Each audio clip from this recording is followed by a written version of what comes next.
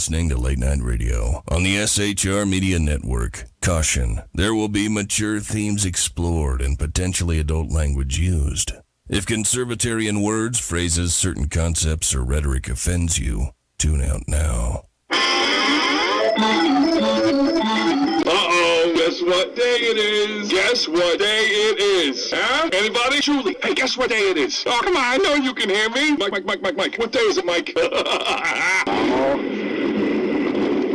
You magnificent bastard, I read your book. I drink your milkshake. How dare you? I call that bold talk for a one-eyed fat man. Fill your hand, you son of a bitch! Of course you realize this means war. Freedom is never more than one generation away from extinction. We didn't pass it on to our children in the bloodstream. The only way they can inherit the freedom we have known is if we fight for it, protect it, defend it, and then hand it to them with the well-taught lessons of how they in their lifetime must do the same. And if you and I don't do this, then you and I may well spend our sunset years telling our children and our children's children what it once was like in America when men were free. I have come here to chew bubblegum and kick ass. And I'm all out of bubblegum.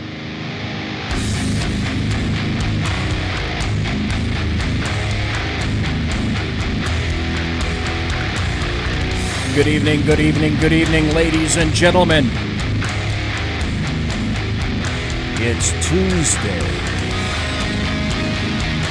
October the 13th, the year of our Lord 2020.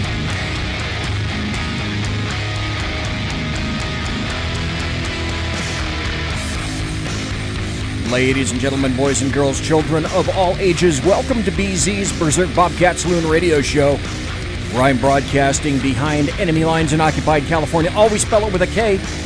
A mere 2 miles east of the locus of evil on the entire left coast of the Bill Mill, the belly of the beast, the Capitol building in downtown Sacramento, 10th and L Streets.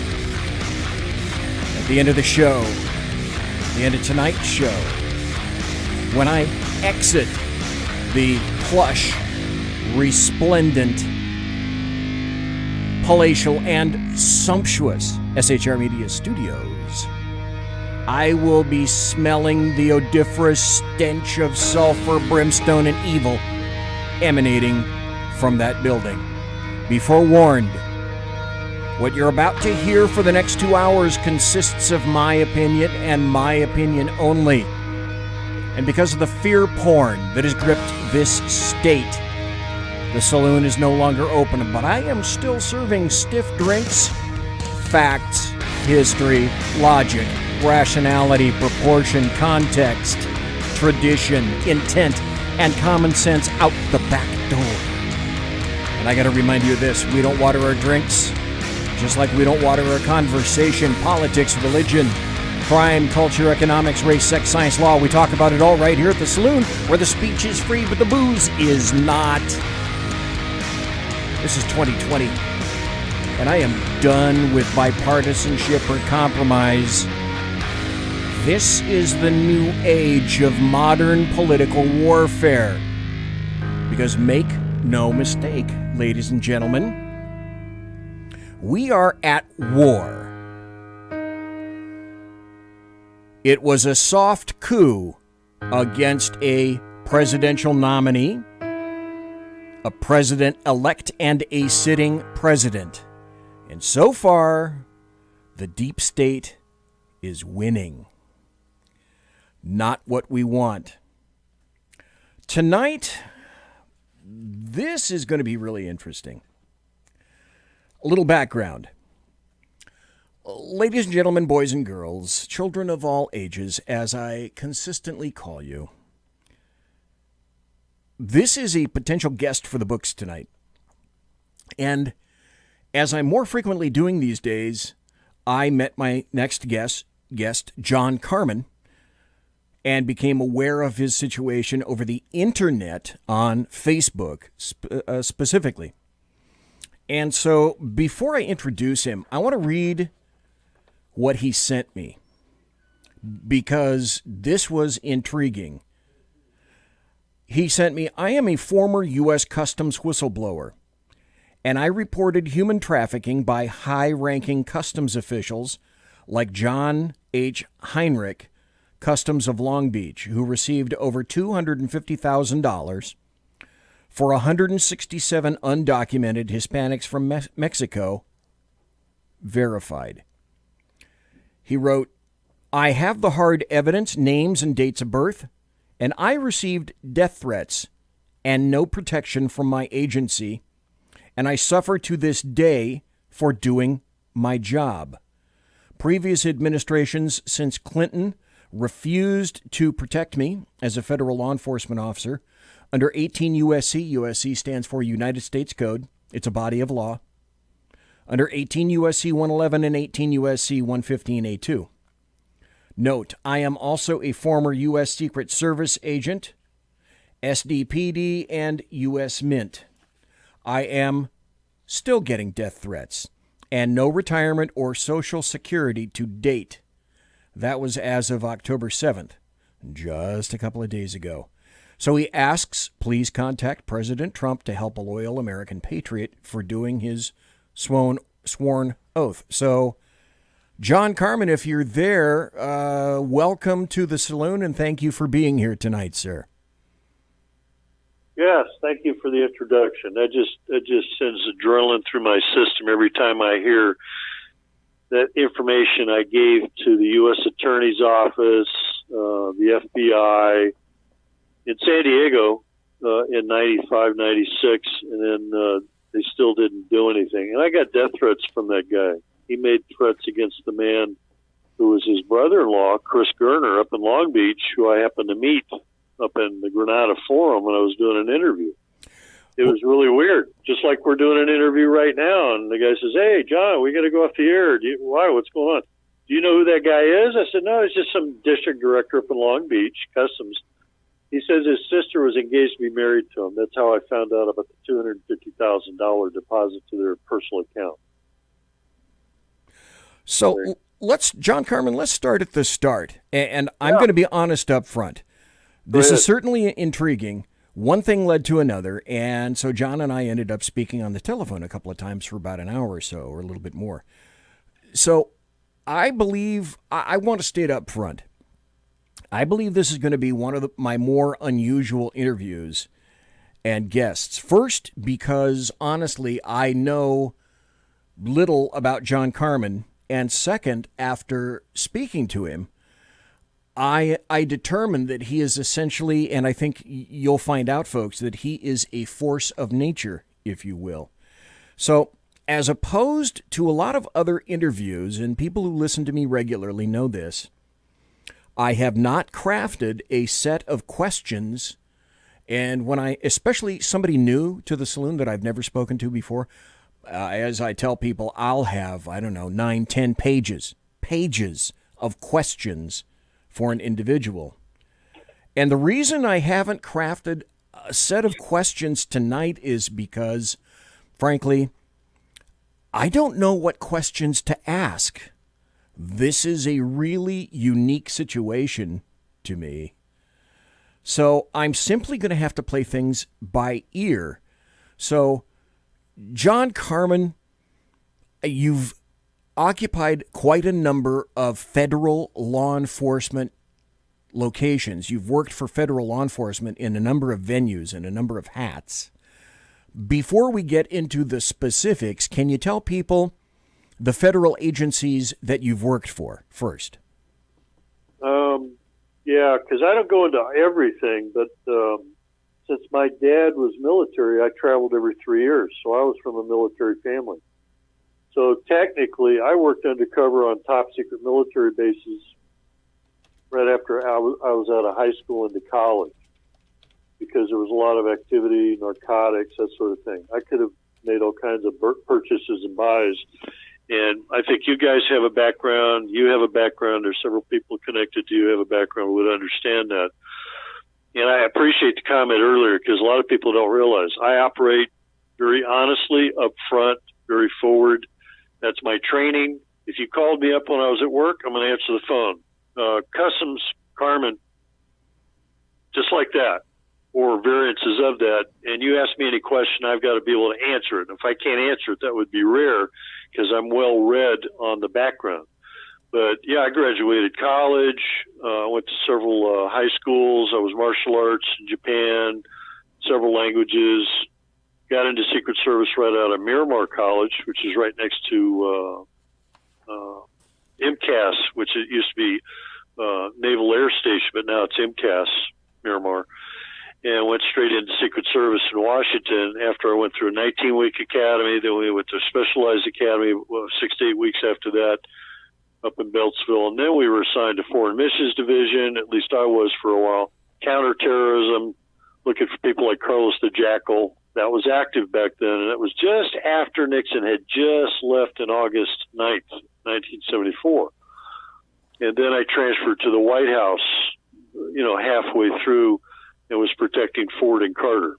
But we protected the embassies and did all the counterterrorism stuff. And one of the things I didn't really expect to talk about too much was I had an encounter with a young man, because we were psychologically trained as well. So it means if you had a mental problem, I could evaluate you, have you sent over to St. Elizabeth's Hospital, and have you evaluated for either 30, 60, or 90 days. No different than the state of California and any other states where they have certain procedures in law enforcement. So I was state, local, and federally trained, but mostly federally trained. But go ahead if you want to ask something here. So you were employed as a federal law enforcement officer in a number of venues. Correct. You have the requisite training, education, and experience. Basically, what I'm doing is setting the foundation for all of this. So, having said that, the thing that occurred to you where you became a whistleblower occurred as you were employed by U.S. Customs? Well, that was the most recent. Technically, I saw it even in Secret Service, to be unfortunately honest about it. I'm the guy that interviewed a young man in front of the White House. I'll do the punchline story. The guy's wandering around. He wants to see the president. Oh, what are you doing out so late? And it's like 2 a.m. So I engage him in a conversation friendly, and we had crazies that would hang out anyway. But I would engage him in a conversation. He was talking about microwaves in his head. This is before MK Ultra came out. Sexually related terms, which I won't repeat. And then Jodie Foster, and I go, my God, he must have seen that movie Taxi Driver with Robert De Niro and Jodie Foster. Right. May have seen it. And it's kind of a psychological twist. It's got some stuff in it, and it actually has something about Secret Service and some presidential candidate in there. So if you could tell the audience and explain it to it, some people cannot go into a movie and separate truth from fiction or fact from fiction or whatever, and they have a problem when they walk out. They're still living in the movie type of thing. They can't separate or something. But I got this guy to talk to me, and he finally said, yeah, I want to see the president and blah, blah, blah. And I said, well, look, maybe I can get you in to see somebody. Let me see if I can get an interview. So I contacted the duty agent, and he came down. On a midnight shift, they're usually studying for their master's degrees or something, if there's nothing going on. And that's the inside joke, for sure. Like I bugged this guy. Oh, what is it? Who do I have to interview tonight? Well, this guy wants to see the president, and blah, blah, blah. And he started talking about Jodie Foster and all this other stuff. Oh, I got to talk to him. Jodie Foster, huh? Oh, that sounds like a good one, So I said, good. Just make sure you spell my name right on the report and get him to St. Elizabeth's tonight. I'm going to go back out on my patrols looking for Carlos the Jackal and, terrorism and all kinds of stuff that they won't release in the newspapers, like the bombs and stuff.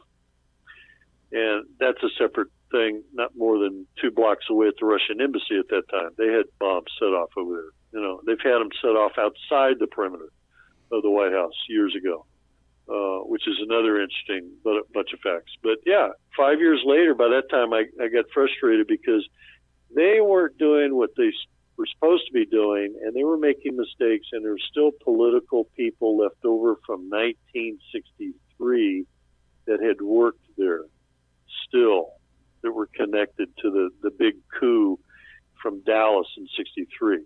That's what really concerned me. And I used to see the limousine that JFK was in. We protected it. I saw the desk that he used, the Resolute desk that has a lot of special meaning and things like that. I mean, I could take you through a mental tour of the West Wing that would be like ultra secret type stuff up to a point, and people wouldn't get it. But I've almost arrested staff members that were doing stuff illegal. I won't mention Judy Woodruff. Remember Judy Woodruff? She has a show or something. Yeah, boy, does that name sound familiar. Yeah, she's a blonde. She's out of the West Wing press corps, and she's walking around in a restricted area trying to take a peek and see if at the mansion side, which is Oval Office, West Wing press corps to the mansion route. And I'm standing right there, and she peeked around. I said, Judy, come here. I'm waving her over with my finger. Where's your pass? I want it right now. I want it. If she doesn't give it to me, I'm giving her some bracelets real quick. I like the bracelets. I can put them on in less than 2 seconds if you're cooperative, usually. So if you were working the Secret Service, under which venue did you, or under which service did you become a whistleblower? Was it under the Secret Service? Well, I'm going to give you some information that I just told you. That is something that I haven't really gone into detail, but it was originally Customs is my big story. Okay.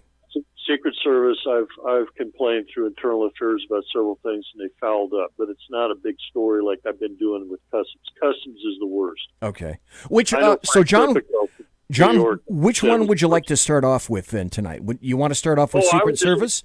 Or yeah, I was just going to real quickly go over that real quick. Okay. And I almost arrested Barbara Walters, who was trying to get in one time. That would have been fun. In a limousine, no less. Like, here's a limousine pulling up to the gate, and I happen to be there that day at that gate, and I'm on the radio. Do we have traffic? I got a limousine blocking the gate. It's a big, heavy-duty gate, electronics now, but huge, and you couldn't drive through it anyway. And there's a limousine driver, so I contacted, hey, I got Miss Walters in here. She's got an appointment with the First Lady or something. Really? I've already got radio traffic on my transmitter radio, Motorola. And then I go on the phone and tap them once, go out and make contact and open the door. There's Barbara Walters sitting there. Not a very nice-looking lady. She did not have a happy presence about her. She wasn't very friendly, like, oh, good morning, blah, blah, blah. I asked her for her ID, and she refused. She says, I don't have one. Now, how many people do you know in the media or anywhere else that's going to approach the White House, and they just don't happen to have a wallet, right, a purse, their ID from NBC, ABC, CBS, or wherever she was that week? And I'm just like, sure you do. Come on, what's in the vehicle? That's what I'm worried about. You know what I mean? What's in the vehicle? So I go, okay, hold on right here. And she confirmed, well, I've got an appointment with the First Lady, blah, blah, blah. That would be Betty Ford at that time.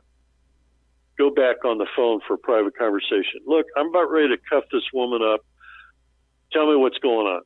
Nope, she does not have an appointment. Get her out of there. Ooh. I'm getting cuffed up, and they're arguing with me. No, don't do it. Don't do it. And I said, what if I already did, right? Too late. I got the gun at the driver's mouth, and I've got her cuffed up. Where do you want me to put their bodies? I mean, come on. We don't know what's in the vehicle. We don't know what's in the trunk. It could have had a surgical nuke, which I became aware of much later, but still, that was still in the thought processes. So I did what they asked anyway. I was being politically correct, and I learned a lot from these little incidents because that's how they reacted. They didn't react like the way John CARMAN would have done it. Gun to the head, down on the ground, cuffed up, and get the car, take it someplace else safe where they could examine it real quick before they find out later that they could have had something that would blow up or something. See, that's how they would do it, a terrorist. They would get it as close to the mansion, and then what stupid officer or agent would have let them in anyway? There's all kinds of scenarios. But I've worked everywhere on those things. Hey, we need a guy on the roof. No problem. I go up on the roof. Counter sniper, all kinds of stuff, you name it. But fast forward, 1981, when I was in San Diego, I was on the police department with San Diego PD. Okay. That's when the infamous shooting incident occurred, and they flashed this guy's picture all over the TV when I had a TV. And I go, hey, That's the guy that I interviewed in front of the White House back in '76. That's John W. Hinckley. Hinckley, yep. And I go, what the hell did that guy not do? The duty agent did not get him to St. Elizabeth's, or something else happened. Who was the vice president that day when Reagan allegedly got shot at? And I'll tell you this to preface it. The police that were there at the Hilton screwed up. You're not supposed to turn around to look at the president waving. Oh, there's the president. No, you're supposed to look at the crowd looking for threat assessments and assassins and people pulling guns and knives and swords and stuff. They failed. That's why Brady got shot, first hit, and Delahunty, the cop from D.C., got hit, right. And then the infamous McCarthy turns around with his arms wide open, which is not what you're supposed to do, without his vest, and he got hit. Well, that's weird because the sound effects that were tested later, and you can confirm it with a guy named John Judge on a YouTube interview, he's gone. He's Intel connected in Alexandria, Virginia. They said they did the sound wave tests, and the gunshots were already finished by the time Reagan got hit when he had his arm up, waving. So they went in, took him to the hospital, and of course you got all the agents pulling out their Uzis and guns and all this other stuff. But they took him to the hospital, and they went in, X-ray first, and they couldn't find a bullet. So they went in anyway to find out what it was. It was shrapnel of some sort. They couldn't figure it out. It was not a bullet. That's what I'm saying. They're claiming a bullet hit the side of the limo, traveled up, and then miraculously jumped up and hit him into the rib cage area in his armpit. That's it. That's weird. It doesn't make sense. It doesn't, the travel, the distance, and the sound waves, it doesn't make any sense. They went in later and found a disc, a flechette-shaped disc like the size of a dime. That's CIA stuff. That's high-pressured, high-powered rifle type stuff, or a pistol at a close range. No sound, just an air pressure, like from a BB gun or something. Okay, I know what a flechette is, and for those who don't, think the metal tip, for example, of a modern arrow. So something that is aerodynamically designed. But now you said it was the size of roughly a dime, and they found something like that in him in that kind of configuration? Yeah, imagine this. Instead of a flechette, I could have said like a throwing dart from a ninja weapon. All right. Or if you pull up a dime, I pulled up a dime, the edges are cut off, shaped like a saw blade or something like that. Okay. So it's kind of a misnomer, and you picked up on it, but it's still a disc or a small disc. It could have been flechette, meaning edged or sharpened.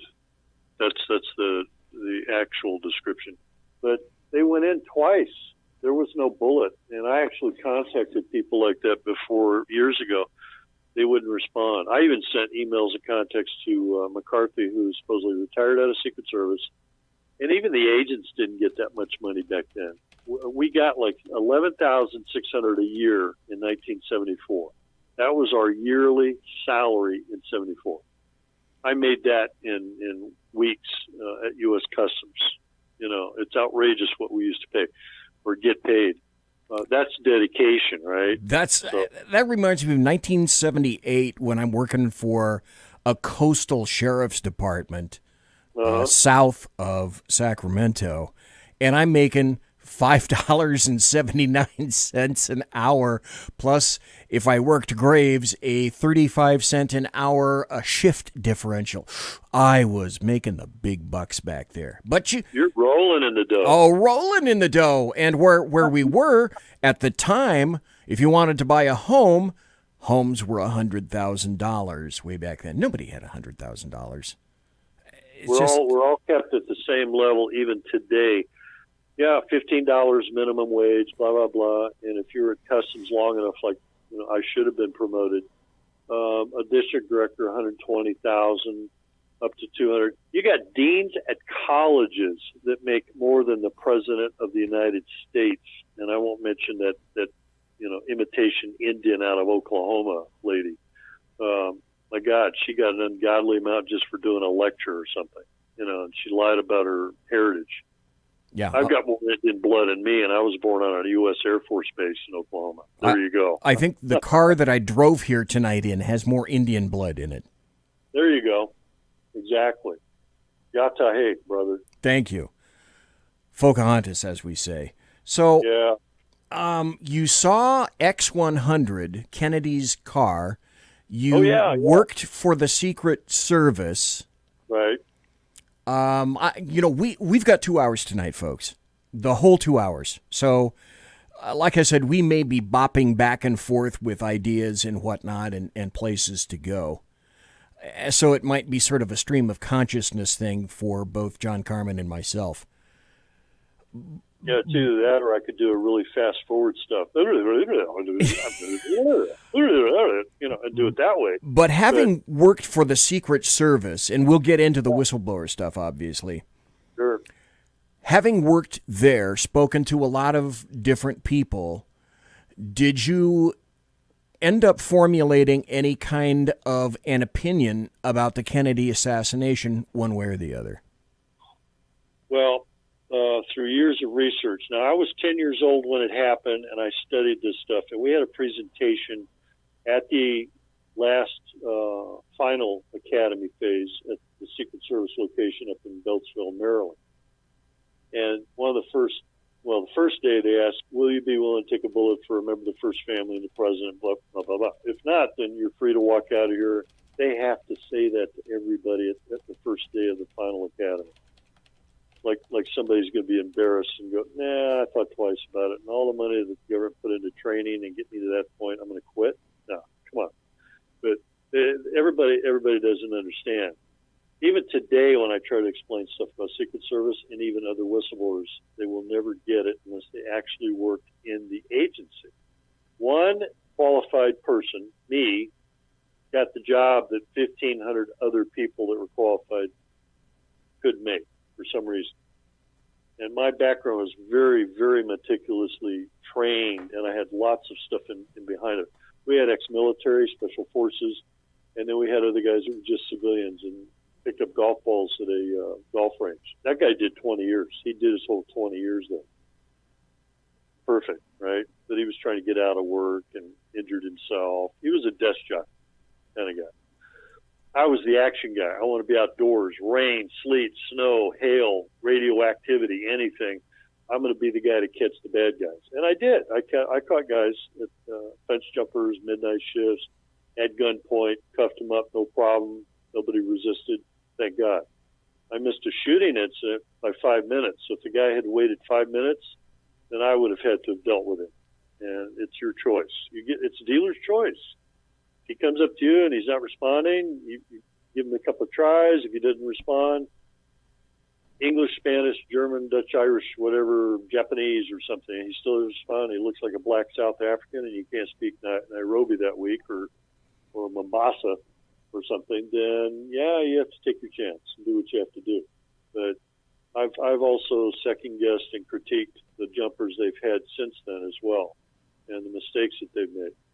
But lots of incidents. I got to see the actual limousine, by the way. I don't want to detract. I get sidetracked sometimes.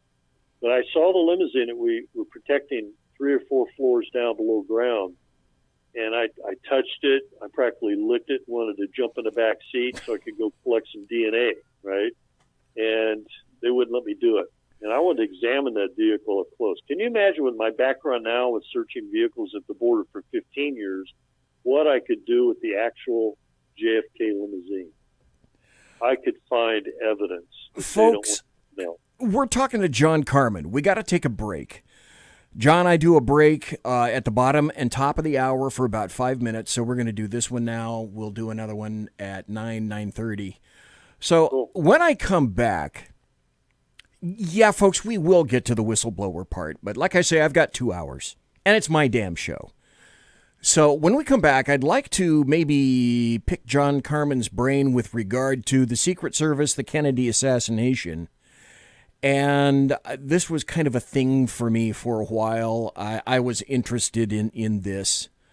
there have been any number of thoughts, suppositions, conspiracies, etc. about the Kennedy assassination.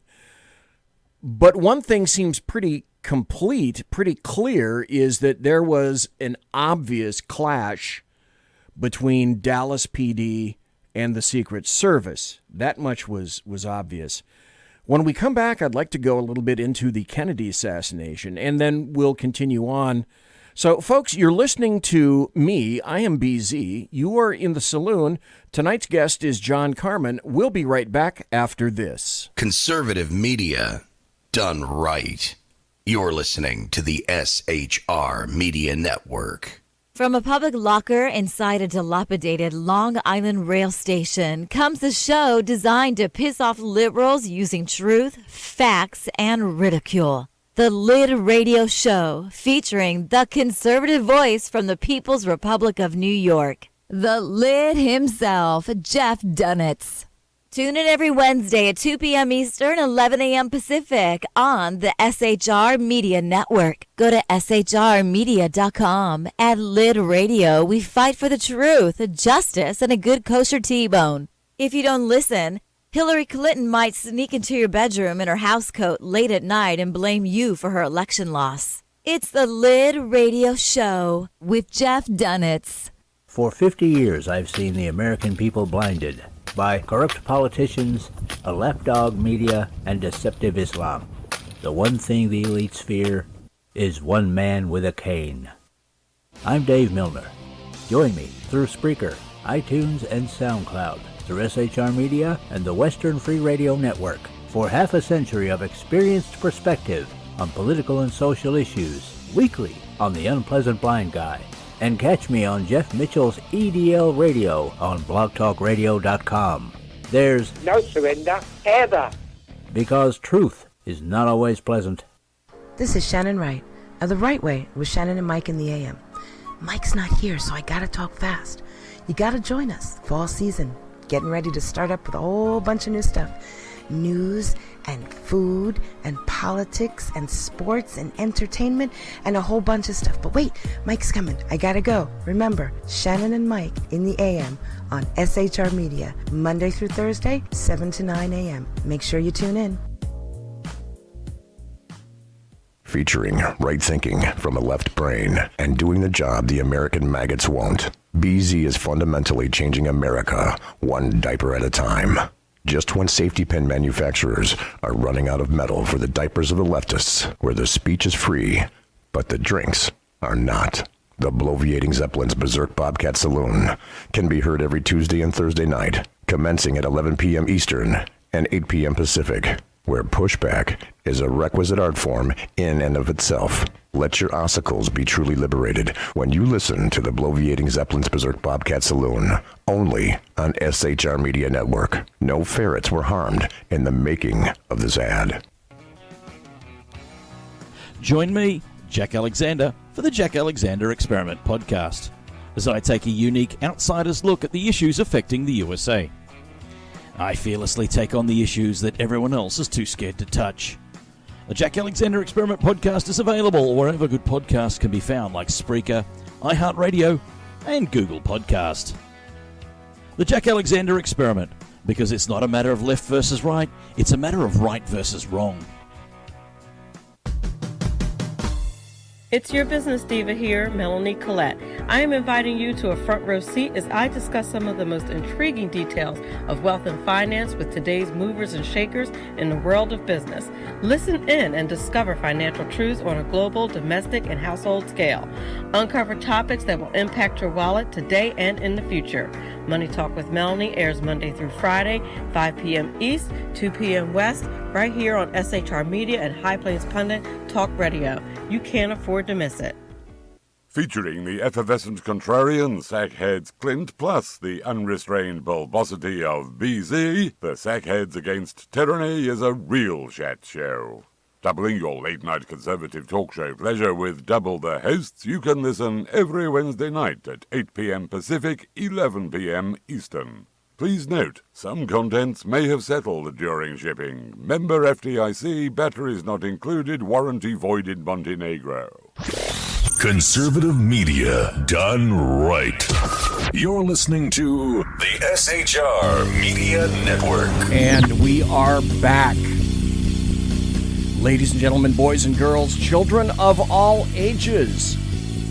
Welcome back to the show. I am BZ. We're talking tonight to John Carman, who has worked any number of places for the federal law enforcement, for the United States Secret Service. He worked for the San Diego PD and also for U.S. Customs. You know what? You can follow me on Twitter at BZEP, BZEP. If you would, please share the show tonight.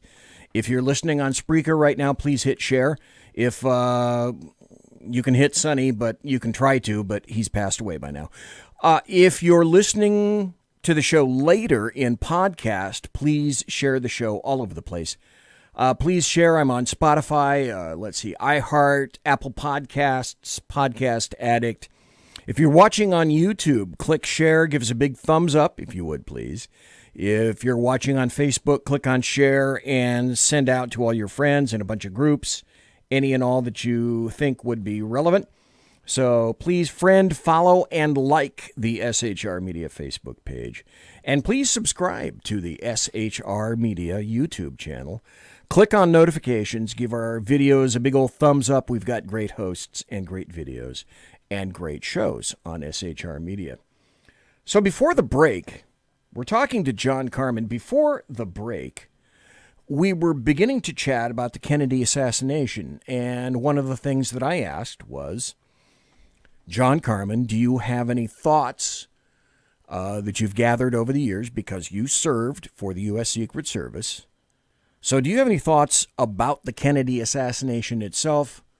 Who was involved? Perhaps what were the motivations on that, John? Yeah, there's a lot of motivations. And just to be specific, just to let you know, we had a special day for an agent to come down and give us the briefing, talk about the Warren Commission report, and show us the Zapruder film, which was not the original Zapruder film. It was still the altered Zapruder film. 313 was not in the framing. That's the actual shot that hit Kennedy from the lower left area of where the storm drain and or the sewer cover area was near the Stemmons Freeway sign, which would hit his right front area and then splatter up into the frame, which would show a direct line. That's how that is. That's why they took it out. That takes away the whole idea about the lone male shooter at the rear, at the school book depository, and things like that. But when we asked about stuff like that, the agent told us the official agency response is the Warren Commission report. He didn't entertain any photographs or newspaper articles or pictures of Oswald standing outside the school book depository like within minutes of the shooting and things like that. So it's like, oh, he must have took the short straw that day and he had to go do the presentation. And he was there for probably 15, 20 minutes, showed us the film, and then basically left it at that and left. Less than an hour. I've seen more time spent on other subjects, and yet that was a very critical part of our history. I just sent you a special photo on your Facebook message to show you a special photo of Dealey Plaza. Okay. And it's an expanded version that people don't understand. Is every time you see a picture of the Dealey Plaza picture, it's closed in and zoomed in so that you don't see the actual freeway, the bridge, the railroad yard off to the left, the official post office, allegedly, in the parking lot way off to the right. Shooters everywhere, you name it. You know, from Marseille, from Trafficante side, that gets into the James Files, James A. Sutton guy, to people who were not at the fence, you know, they claim that's there. It's like the same stuff we're fighting today that these left-wing Democrat Marxist communists. Oh, look, you know, the smoke from the grassy knoll thing and BS like that. There's so many shooters, they had an estimate of about 6 to 8 shooters that they estimate. I sent you a special photo which actually marks off certain areas so that you could see. Plus, I've actually talked to people subsequent to that time, not as an official, but on my own, as I came across information. With drug-related type questions, like a guy who's a CIA pilot named Robert Tosh Plumlee, who's still alive. I talked to him several years ago. And it turns out later, he says, "Oh, John, by the way, did I ever tell you I was in Dallas that day?" And I said, "No, you didn't." And I used to have Jim Mars, another famous writer and person who would do radio shows and books and everything from aliens to even JFK stuff out of Texas. And he specifically wanted to know stuff about the storm drain covers. How come they got, sealed up? Well, it was ever since that day in Dallas that they had to seal the parade route. So anytime you have a parade route or an alternate route, they all had to be sealed up because of the possibility that they could be used by an assassin. I won't go into detail on how, but that's what they do. So every time the president goes somewhere, they've already had an advance team. They go out and check all the routes, no different than where Reagan was shot versus when Abraham Lincoln was shot, and all these other comparisons in history to protect the president and make sure that they get a safe transition from one location to the other, just like he did the other day at the Bethesda Naval Hospital. He got into a limousine. They drove him down to the helicopter pad where the Marine One is. They loaded him up there, and he flew back to his office, back to the White House, which is the way they could have done or should have done versus just taking the vehicle the long way and driving all the way down. But when you compare what happened with Kennedy, oh, my God, everything has changed. Everything is outrageous. I mean, I used to listen to the radio transmissions that they had on Air Force One that you could pull up off YouTube, and you can hear about 2 hours worth of radio transmissions immediately after the assassination in '63. I do not hear what I expect. I do not hear the emotion. I do not hear what should have been coming across the airwaves. I hear cold commentaries that are almost laughable, that they act like they got away with it. And when they transferred the body, that wasn't Jack Kennedy in the coffin. That was Officer Tibbetts' body. So they switched bodies. That was the whole purpose of switching the caskets. So there's all these witnesses over the years. Oswald was a patsy. He was set up. James Earl Ray, same thing with Martin Luther King. He was a patsy. He was set up. It was a military coup type of thing. Military are involved in a lot of those things because they follow orders. They're compartmentalized. And a lot of people they will protect and take care of them after a while. If not, they'll do that like the Egyptian kings and just kill them off later. See, that's what's weird. That's what CIA does. In fact, they just came out with something about the Benghazi stuff and the Osama bin Laden in the last 24 hours. And I think I sent you a copy of that as well. It's very funny that you should mention that. Yeah. I didn't have time. I decided I would much rather speak to you tonight about that or about this story. We could do it. But, okay, here's the story. And this story was written, I sent a message to her, the author of this story. She's been on the show numerous times. And for folks who are not aware, Carrie Baxter Donovan, who has been on the show a bunch of times, broke a story today, the 13th, on, let's see, what is this? DHJH Media. And it's all over the internet now. I'm trying to get her on the show Thursday night. I haven't gotten a response yet, and usually she does. And by the way, folks, if you can't hear, that's the studio cat in the background meowing, if you happen to hear a cat meowing. Anyway, the story that she wrote and released today, the headline is, Explosive Update. CIA whistleblower exposes Biden's alleged role with the death of the SEAL team, claimed to have documented proof. That is an astounding story. I'm sure there's a massive backstory to it. You can go anywhere now and pick up the story. Read it for yourself. Like I say, with luck Thursday, I'll be able to talk to Carrie Baxter Donovan about that. Anyway, that just broke today. Huge, huge story. So let's go back, John Carman, to the Kennedy assassination. Then we'll get back into the actual topic, the whistleblowing aspect of it that apparently has absolutely collapsed and ruined. I'm doing it right.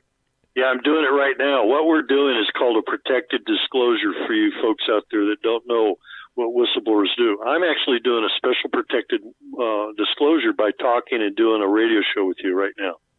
Well, and the reason for that is you're getting it out into the atmosphere. Exactly. And by doing part of that, getting it out into the atmosphere, then,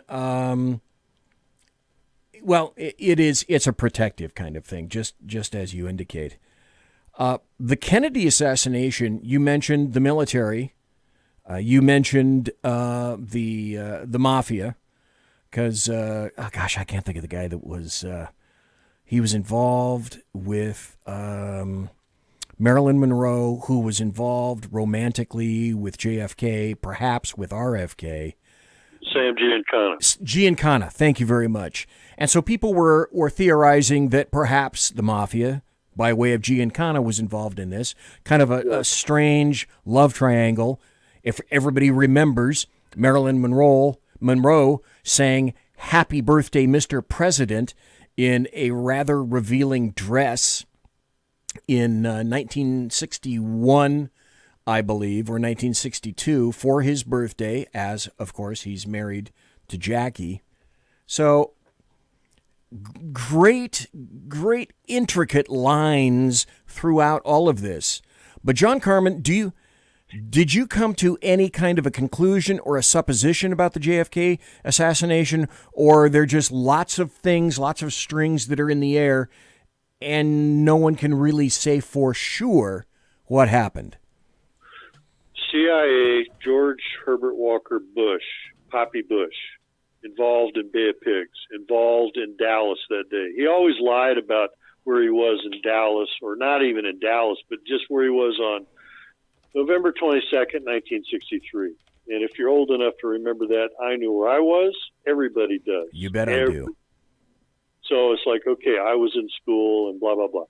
So there's a man directly connected to that. In fact, when they're doing the FOIA requests and releasing information just 90 days before he died, Trump delayed the FOIA request because he knew the information directly related to Bush Sr. Bush was in Dallas. He was at the rail yard. He was there at the school book depository building, the famous photograph. And then, of course, you got all these hundreds of left-wingers. Oh, no, that's not him, and blah, blah, blah. Really? You know, I mean, I'm a behavioral analysis expert. I look at photographs all day with passports all day. I processed 5 million people in 15 years. I think I have an expertise and background on something. I mean, I'm a human lie detector and all these things. It's amazing which if you break it down what it is. But if you look at all this stuff, it's like, yeah, it was all a special pre-planned thing. They had the Secret Service was actually involved because they pulled the guys off the limousines before the shooters. Even Clint Hill, who was Jackie's agent, he was the only one that ran up. Right. The other guys were held back. I've had every conspiracy theorist, including Bill Cooper theory, and I had a guy recently who was making threats. So I get death threats still related to various things. Some guy tried to convince me that the driver of the JFK limousine reached around with his left hand all the way around, like over 180 degrees, and shot John F. Kennedy in the head where the bullet actually came from the right front area. There's no way it happens. It's crazy. But that's what they're trying to do, is push off these theories and lies and keep doing it and perpetuating the lie, because that's part of the war. We're at war, like you said earlier. People haven't declared it because they don't realize how bad and vicious these people are. They're animals, and they don't care about taking down a president. Our president is at risk even now, you know, and stuff like that. But you got the mob, you got the military coup involved, you got LBJ and all of his people. The famous meeting with the Murchison Ranch down in Texas, J. Edgar Hoover was there. Supposedly, the congressman, remember the congressman from California, from San Clemente, Richard Nixon, you know, people like that. And all these people were making comments. When the first shot or a noise, it could have been a backfire, went off, LBJ ducked down in the limousine. He was 2 cars back or so. The agent that was with him, who was Rowley, he's the guy that got rewarded later. They named a facility after him. I won't even repeat his name because it's disgusting, because he was connected to something that he got rewarded by LBJ. Oh, you won't say anything about it, will you? No, keep quiet and I'll reward you. I'll take care of you later, blah, blah, blah. That means we had dirty Secret Service agents at that detail that day, on his detail or near it. LBJ had a radio transmitter in his hand, too. What's a vice president doing with a radio transmitter in his hand? And we've had all these other theories. There, the agents did it. John Carman, there was a book that I read, and I remember it now. Yeah. And I looked it up just now. It was called Mortal Error. Gosh, I can't think of the guy. Bonar Menninger wrote the book. And the supposition of that book was about 3 cars back, there was a Secret Service agent named George Warren Hickey who was holding an AR. Right. And the AR somehow cooked off. It was, an AD, an accidental discharge.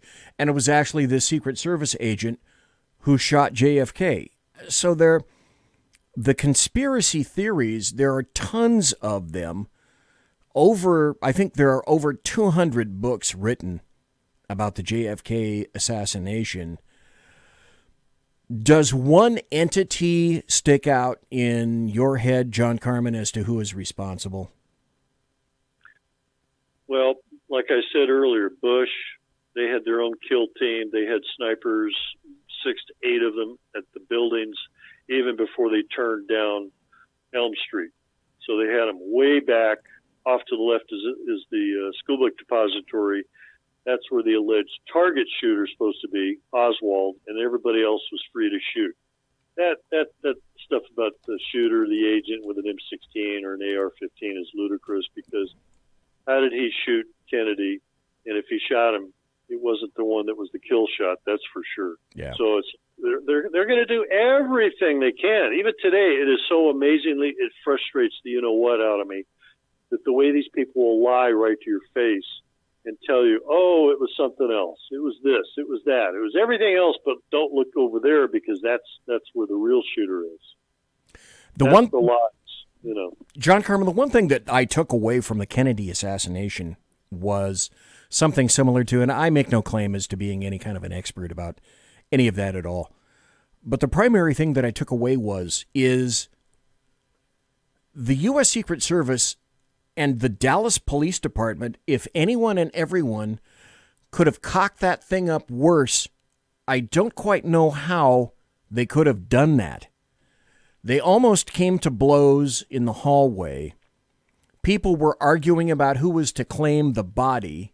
Oh, yeah. The initial autopsy was a cluster. It was a cover-up. You could have screwed it up more, maybe, but I don't know how. So let me ask you this. In the intervening years, since 1963, could somebody pull this off again, where everybody's got a cell phone, everybody's got a camera, everybody's watching the president, everything is being recorded? Could anything like this be pulled off against any kind of an executive around the world now in 2020? Not in the same way that you're thinking or how you ask the question. And it's a good question. I'm just saying that when I look at it, I translate it into many other technological things that we have today that we didn't have then. Like you say, cell phones with cameras and stuff like that. Well, they've got devices that are just as small, and they got devices that are smaller, and they've got drones. I hate to reference movies, but that's how you have to educate people. I don't even watch all the movies because I already know what real stuff is. And I've done threat assessments and sent them off to the White House every time I see something new, like the drones that they had back in 1991. That's when I was at U.S. Customs, and some guy I was talking to at an entertainment place, comedy club.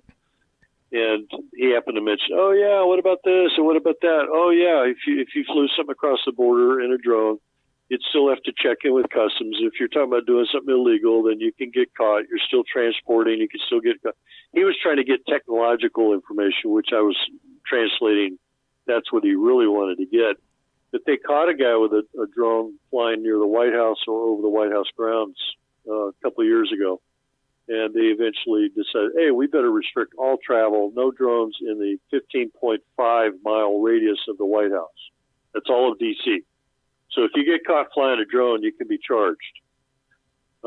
Even when I worked at the White House, you couldn't fly anything over less than 500 feet. And I'm going, my God, that's crazy. 300 feet to a football field, folks. 2 football fields, that's 600 feet. So if you fly something over 600 feet, we're supposed to just let it go? Are you kidding? I'm hitting the alarm. I'm whipping out the rifles and the rifled slug and the Uzis and all this other stuff. And that's back then. Nowadays, they've got rocket launchers and surface air missiles and all kinds of electromagnetic devices and all kinds of things. And they got people stationed everywhere on top of the roof, on top of that, too. But when you look at the technological stuff, I think there was a movie with Gerard Butler and Morgan Freeman, who always seems to get the president part. Yes. Right? And they play that thing up at the drones just in the last several years, and I go, oh, my God. As soon as they released it, I had to do another report. Every time I see something new, especially with this lousy COVID-19 lie, it's like, okay, I get it. Well, either way, if they knew what they were doing, you know, it comes out of Wuhan, and it's Chinese, and they're releasing stuff into the atmosphere. They're doing it. They're doing a biological warfare. But if it's not real and it's just a real bad virus or a cold, take your vitamin zinc, 50 milligrams. Take your vitamin C, 1,000 liposomal vitamin C, your D3, and colloidal silver is another one I'm researching. But I already did all the research, and I talked to other people who are whistleblowers, and Carrie Madej or Madej,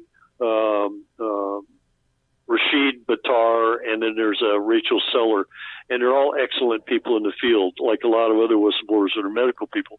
And they'll tell you, yeah, the hydroxychloroquine. If you talk to the president of Ghana this week, he'll tell you, real nice guy, religious, Christian, he'll ask his minister of health, well, how many instances of COVID do we have, minister? And the guy will say, oh, we had 4. And everybody else is taking malaria meds because they have an incidence of malaria in that country, so they just take malaria meds like it's nothing. You know, they're going around with quinine, they're drinking Tom Collins mix. Quinine, hydroxychloroquine is not a big deal. It's normal. They probably had 4 incidences of COVID-19, and there were probably visitors traveling from China through Ghana. That's how obvious. So it's crazy. It's funny you should mention that, because I did a 2-hour special report about 2 weeks ago on an update from coronavirus. That particular show was completely removed by Facebook and also removed by YouTube. Yes, they just removed it. You cannot put anything on there on Facebook right now about it. And another friend of mine, Jeremy Hansen, got in trouble when all he did was share my show about that at the time. But one of the questions involved was exactly what you're talking about. Let's see. I got about 2 more minutes before the top of the hour break. So what was being spoken about that you just mentioned is Africa. A lot of people were postulating when this thing first started, oh my God, Africa. Africa is going to explode with this. They're thinking Ebola. They're thinking just a massive, it's going to go through Africa like shit through a goose. It's going to completely decimate Africa, and it didn't. And one of the major reasons that it didn't is exactly what you say. People have been taking hydroxychloroquine for quite some time to combat malaria, and that's one of the major factors in that people don't want you to know. It's cheap. That's why the Chinese did the cremation of the bodies, and Italy and Germany did autopsies, and they found out from the coagulation or the blood reactions, it's a bacteria. It's not a virus. That means they can give antibiotics all day long. The special cocktail that President Trump got, Oh, okay. Damn it. Okay, I got to take a break in about a minute, but it's funny. I was talking to a gentleman today that I just referred to, Jeremy Hansen, who said that he received information recently that it's a bacteria and that it's not a virus, and they're going to move it from a pandemic to an epidemic and attempt to keep this going for years to come. Okay, folks, enough of that. When we come back, we're talking to John CARMAN. Boom, 1 hour, gone. Just like that. Oh, by the way, in chat, welcome to Sergeant Booker in chat. The Alaskan is in chat. Jack Alexander in chat. And Mike Pasqua in chat. Thanks for being here tonight. When we come back, we're going to focus with John CARMAN on the whistleblowing aspect and how that happens to have absolutely exploded his life, turned it upside down, and then I'd like to have him talk about it, who was involved, what was involved, and information that I have that we spoke about earlier indicates that, well, it happened to do with human trafficking. So, wait, is the government involved in human trafficking? Let's find out when we come back right after this. Conservative media done right. You're listening to the SHR Media Network. Southern Sense is conservative talk with Annie, the radio chick you bellows as host, and C.S. Bennett co-host. Informative, fun, irreverent, and politically incorrect. You never know where they'll go, but you'll love the journey. Annie is a top conservative host on Top Talk Radio and features some of the finest guests packed with important politicians and newsmakers. Listen every Friday, 3 to 6 p.m. Eastern, noon to 3 Pacific, on the SHR Media Network. Remember, Southern Sense is common sense.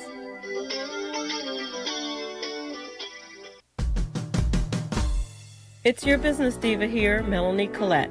I am inviting you to a front row seat as I discuss some of the most intriguing details of wealth and finance with today's movers and shakers in the world of business. Listen in and discover financial truths on a global, domestic, and household scale. Uncover topics that will impact your wallet today and in the future. Money Talk with Melanie airs Monday through Friday, 5 p.m. East, 2 p.m. West, right here on SHR Media and High Plains Pundit Talk Radio. You can't afford to miss it. From a public locker inside a dilapidated Long Island rail station comes a show designed to piss off liberals using truth, facts, and ridicule. The Lid Radio Show, featuring the conservative voice from the People's Republic of New York. The Lid himself, Jeff Dunnett. Tune in every Wednesday at 2 p.m. Eastern, 11 a.m. Pacific on the SHR Media Network. Go to shrmedia.com. At Lid Radio, we fight for the truth, justice, and a good kosher T-bone. If you don't listen, Hillary Clinton might sneak into your bedroom in her housecoat late at night and blame you for her election loss. It's the Lid Radio Show with Jeff Dunnett. Conservative media done right. You're listening to the SHR Media Network. Good evening. Broadcasting behind enemy lines in occupied California, the bloviating Zeppelin's Berserk Bobcat Saloon radio show is featured on the SHR Media Network every Tuesday and Thursday night for 2 hours at 11 p.m. Eastern and 8 p.m. Pacific. Whilst manufacturers are running out of metal for the diapers of the leftists, BZ continues to radically change the world of leftists, one diaper at a time. Stop balancing your checkbooks. Stop cleaning your fish tanks. The bloviating Zeppelin's Berserk Bobcat Saloon radio show is your magnet for truth, justice, obesity, a darkened studio, and late-night freedom. No United States of America freedoms were abridged in the making of this ad. This is Shannon Wright. And this is Michael Wright. Reminding you to listen to The Right Way with Shannon and Mike. Every Monday through Thursday. 7 to 9 a.m. Right here on shrmedia.com. Join me, Jack Alexander, for the Jack Alexander Experiment podcast, as I take a unique outsider's look at the issues affecting the USA. I fearlessly take on the issues that everyone else is too scared to touch. The Jack Alexander Experiment podcast is available wherever good podcasts can be found, like Spreaker, iHeartRadio, and Google Podcast. The Jack Alexander Experiment, because it's not a matter of left versus right, it's a matter of right versus wrong. After 6 years covering terror and corruption, the Unpleasant Blind Guy is making a change. I'm Dave Milner. Join me on Spreaker and YouTube through SHR Media and on the Western Free Radio Network as I team up with Jeff Mitchell host of the English Defense League radio show on blogtalkradio.com. Check show pages for airtimes. It's the Unpleasant Blind Guy. On EDL Radio. There's no surrender, ever. Because truth is not always pleasant. Featuring the effervescent contrarian Sackheads Clint, plus the unrestrained bulbosity of BZ, the Sackheads Against Tyranny is a real chat show.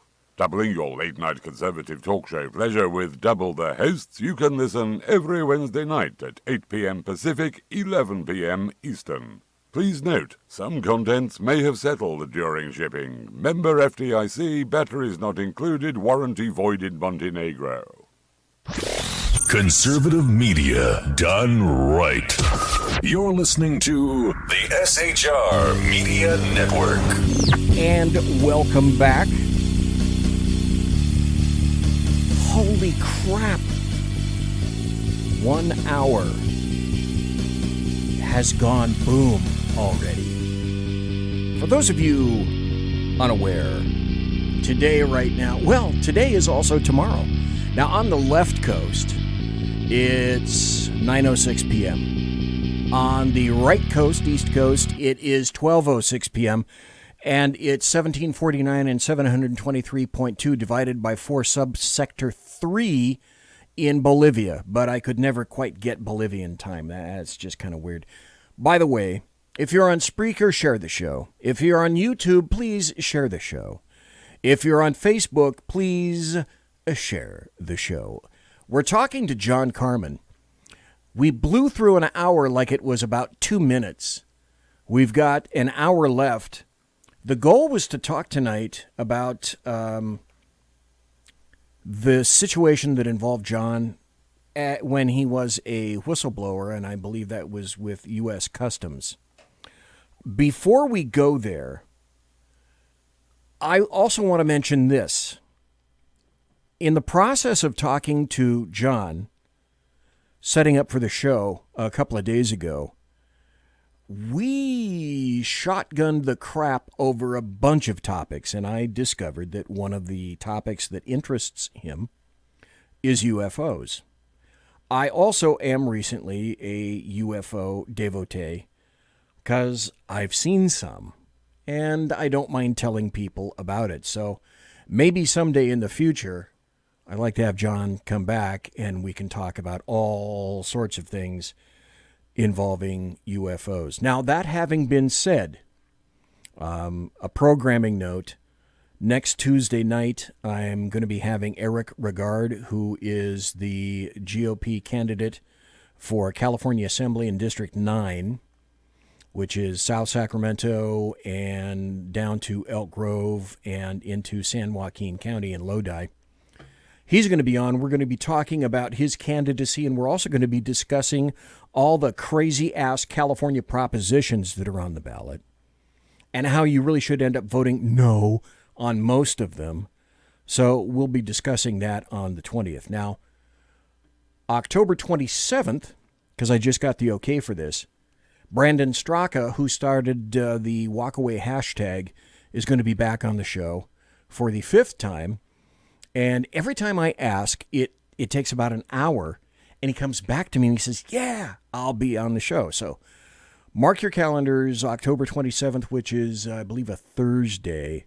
Brandon Straka is going to be back because a ton of stuff has happened to him since then. So just mark that in your calendars. Folks, we're talking to John Carman, and with an hour left, John, if we could, I'd like to have you speak about what occurred while you were, I believe, with U.S. Customs, what made you a whistleblower, the individuals that were involved, and the situation or situations, plural, that you saw, I believe, involving human trafficking that made you a whistleblower, sir. Right. And keep in mind, all of my previous other law enforcement training, expertise, experiences, and so forth seem to kind of lead up because you keep adding on to your experiences. That's what we're doing mostly. If you're human, you come here and you learn your experiences and you build on them. And I see a pattern. I see where it's leading up to even more stuff and more things, and I'm building on top of that. So when I got into U.S. Customs, well, actually, I went from Secret Service, San Diego PD, then I went private investigator in between. Then I got reinstated back to the U.S. Treasury through the U.S. Mint up in San Francisco just to get reinstated. Okay. Guarded a ton of gold, literally, back in 82, whatever the price of gold was, less than $300 an ounce. 1,065 pounds. I don't know if I sent you that picture. That's a cool picture of all the gold bullion. And then I transferred to Customs in 83. So went straight down the San Diego district, went over to Calexico, which I turned down over a dozen times. And they put me on a special assignment, one of those gigs. And I got, okay, how long will I have to be there? Oh, just a year. And I said, okay, fine. So I go over there, and I'm finding corruption. I'm finding narcotic seizures myself, first day out. I'm getting all kinds of stuff, and I raised too many flags because they're asking, who is this new guy? He hasn't been to the academy yet. He hasn't done this or he hasn't done that. Yeah, I'm full-fledged. I was sworn in. I was already a career employee. That's what threw them. And when I went to the academy and came back, no problem, flying colors and all that. In fact, my badge number is on that document. I think I sent it to you, the John Heinrich overflight list, just to let you know.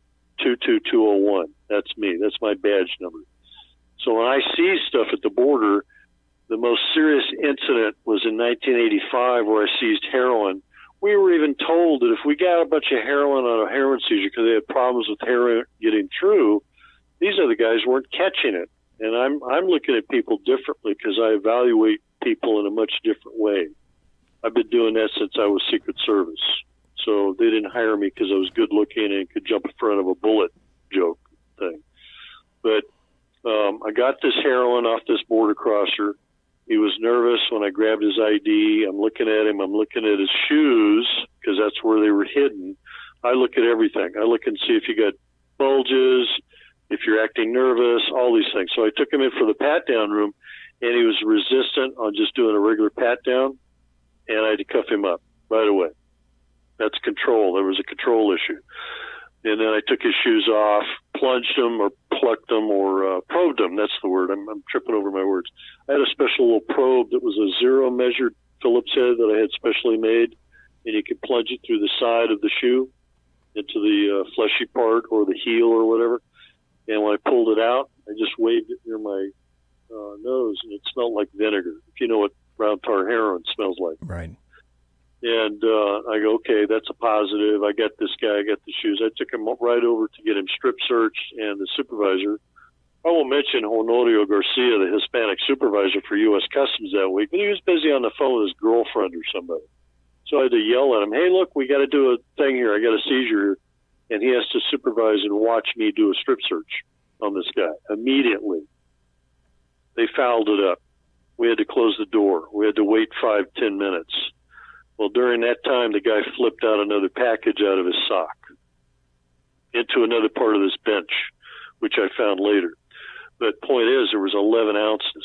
You know how big a Snickers bar is, right? Right. That's one bar. One in each shoe plus two more, one in each sock. That's over 12 ounces. Whatever the price of brown tar heroin was in 1985, and I got pictures of that on my Facebook. I got pictures on my website, which I can't even type on Facebook, customscorruption.com, and you can go to page 2, customscorruption.com/page2.htm, and you'll see all kinds of cool pictures. And you can scroll down and see the actual shoes, and I'm holding them up, with a big smile on my face because I was a big deal. And I got home that very same day, and they locked the guy up, and the agent comes down and does the processing. They take the contraband, and they take the guy, and they transport him to MCC in San Diego and process him. Well, that didn't happen. The supervisor, the one I didn't mention, Honorio Garcia, that's his second mention, he gave the heroin to the Mexican narcs across the border less than 50 yards away.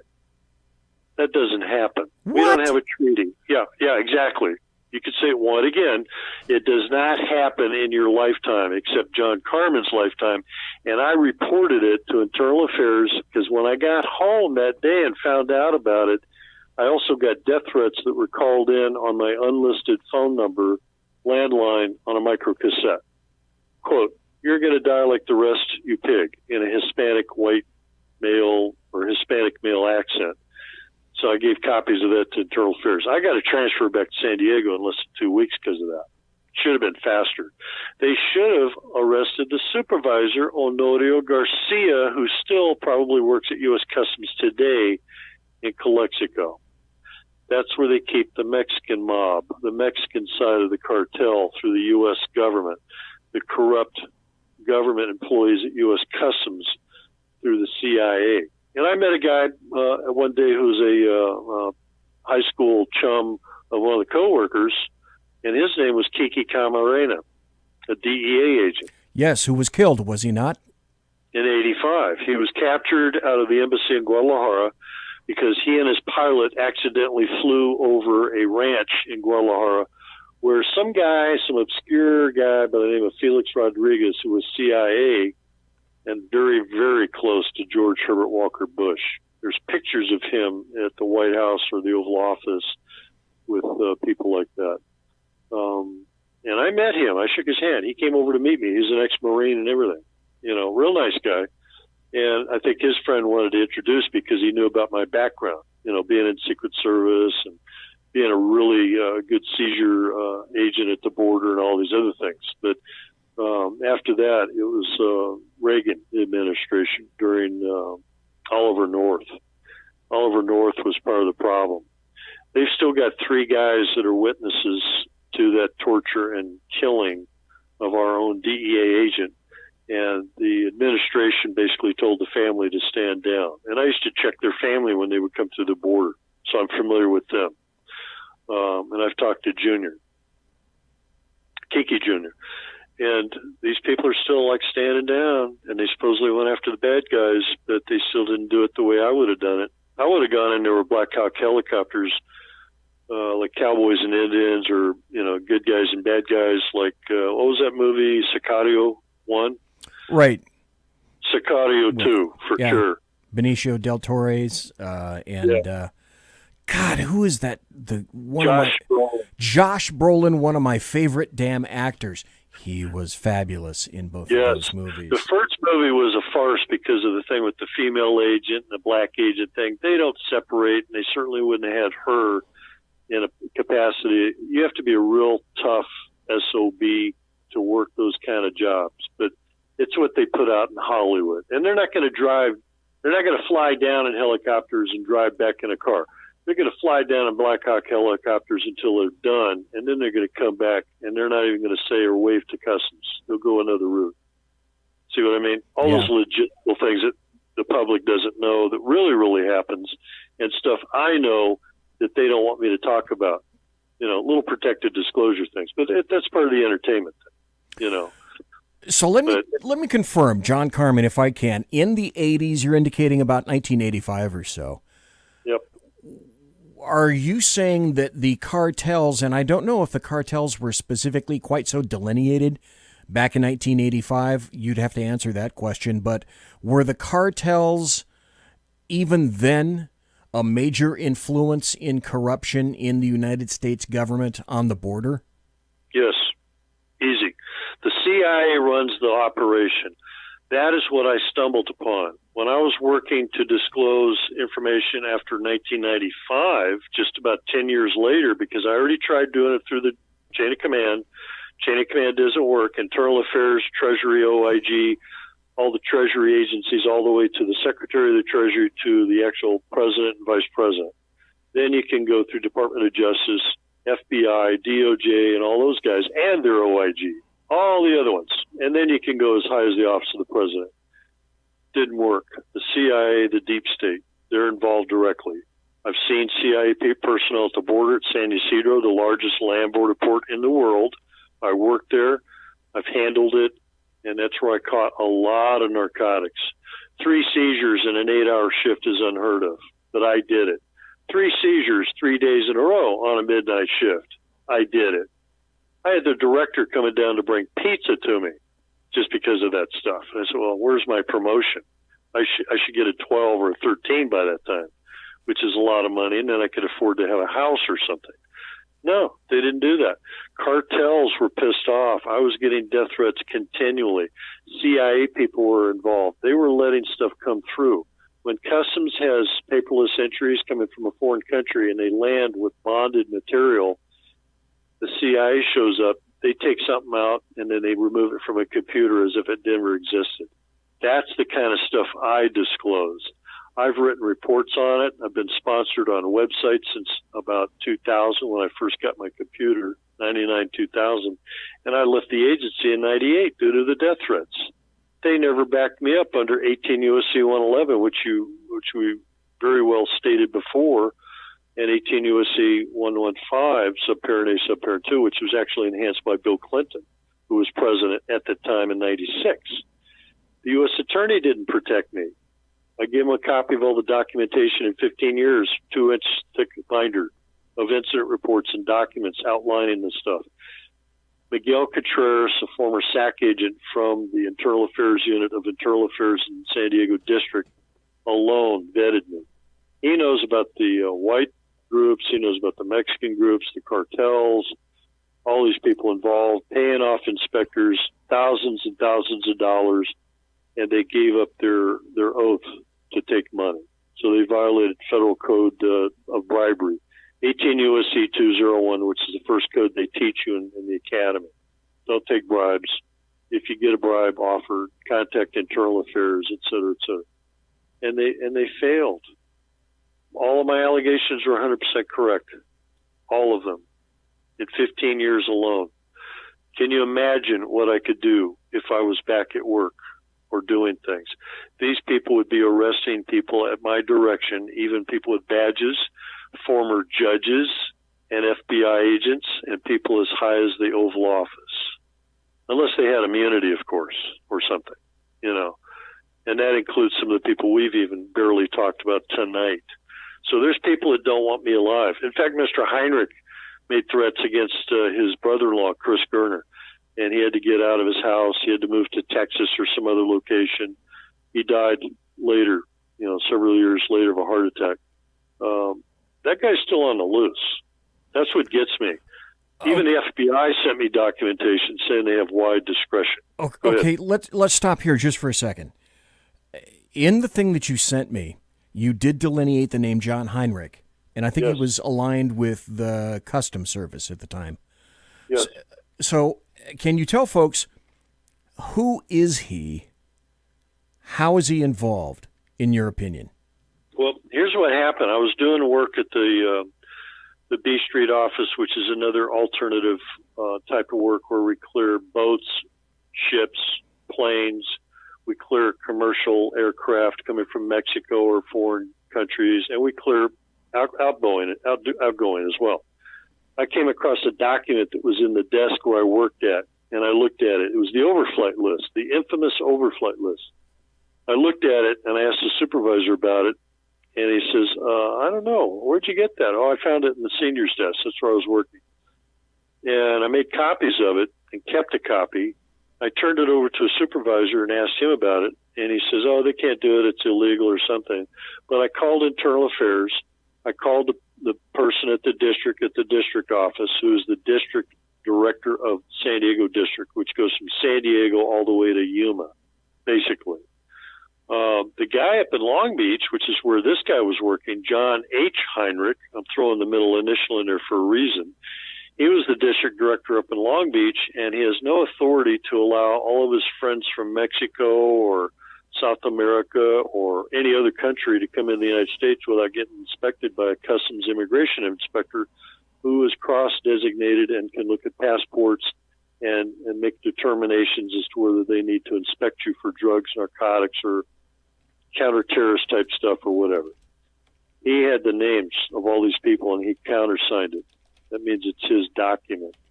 We had the aircraft tail numbers to 4 aircraft.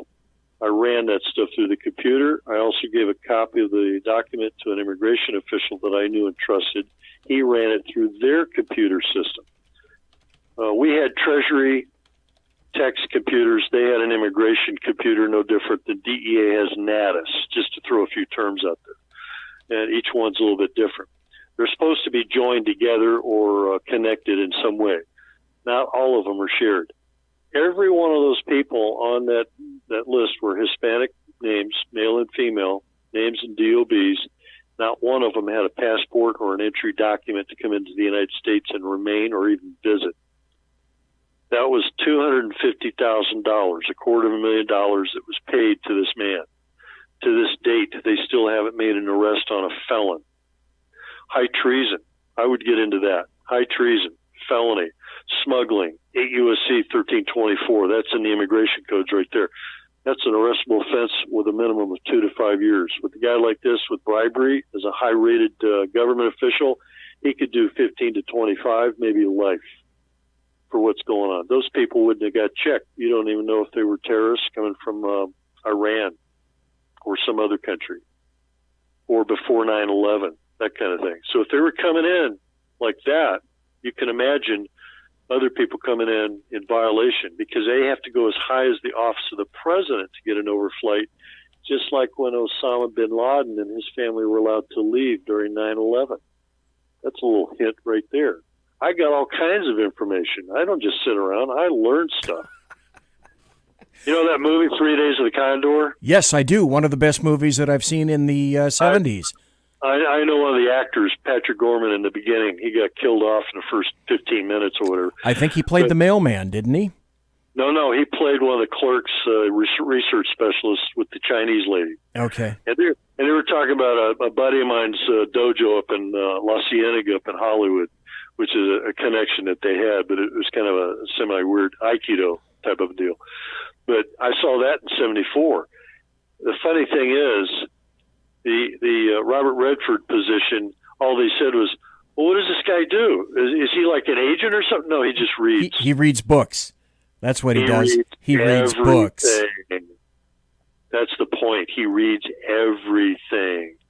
So it's not like he's so compartmentalized. He just does one or two things. Plus, he had a little training, too, which was a good feature. But you see, that's what people misunderstand.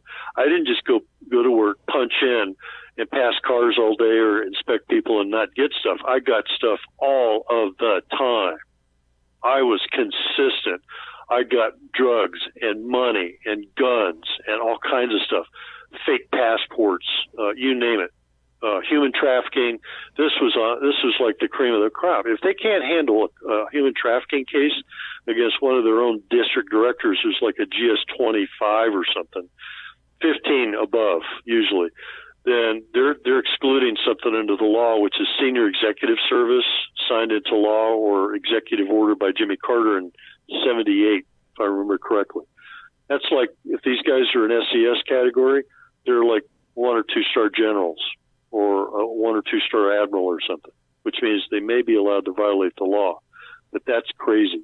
That means we're not working from a law enforcement aspect. We're working from an aspect of, oh, that's CIA. Well, then they need to issue new badges and new patches. Just like that. U.S. Customs / CIA or something, because that's what they're doing. That's why they don't want me talking. That's why I get all the really wonderful death threats and stuff like that. They should have just promoted me and transferred me somewhere nice, and then I could just live out the rest of my career and retire peacefully. But they didn't want to do that. You know, they just kept pushing the death threat thing. So, yeah, I used to have a pager. I used to get 187 on my pager all day, right? And for folks that don't live in California, 187 is the penal code section for homicide. Exactly. Folks, we're talking to John Carman. He became a whistleblower for it. There is no real central issue about it. John Carman apparently saw everything, was an observer, attempting to do things right. When we come back, it's funny you should mention 3 Days of the Condor. I have the cap scene of that we'll listen to when we come back after the break. And then I want to ask John is just one person amongst thousands and thousands of individuals who essentially have had to deal with the deep state, which keeps on winning. And so when we come back, I'd like to ask John, he's seen it all, done everything. Are there solutions to any of this? My guess would be yeah, but do we have the wherewithal to implement them? So, folks, I am BZ. That's John Carman, my guest for the entire 2 hours. You're in the saloon. We'll be right back after this. Conservative media done right. You're listening to the SHR Media Network. From a public locker inside a dilapidated Long Island rail station comes a show designed to piss off liberals using truth, facts, and ridicule. The Lid Radio Show, featuring the conservative voice from the People's Republic of New York, the Lid himself, Jeff Dunitz. Tune in every Wednesday at 2 p.m. Eastern, 11 a.m. Pacific on the SHR Media Network. Go to shrmedia.com. At Lid Radio, we fight for the truth, justice, and a good kosher T-bone. If you don't listen, Hillary Clinton might sneak into your bedroom in her housecoat late at night and blame you for her election loss. It's the Lid Radio Show with Jeff Dunitz. Hey, are you guys listening? This is Shannon from Right Way with Shannon and Mike in the AM on SHR Media. I know you've been wondering where we are and what's been going on.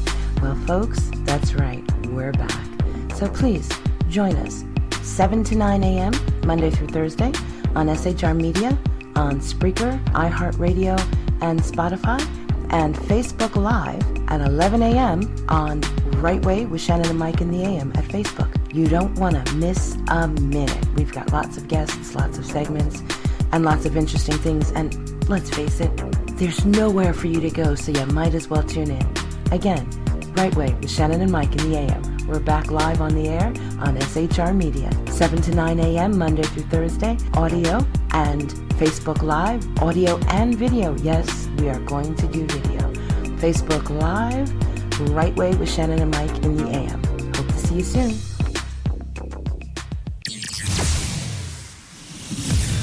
Broadcasting behind enemy lines in occupied California, a mere 2 miles from the state capital, the bloviating Zeppelin's Berserk Bobcat Saloon Radio Show can be heard every Tuesday and Thursday night at 8 p.m. Pacific and 11 p.m. Eastern, only on the SHR Media Network. Go to shrmedia.com to listen. You can also watch on the SHR Media Facebook page and the SHR Media YouTube channel. No goldfish were abused in the making of this ad.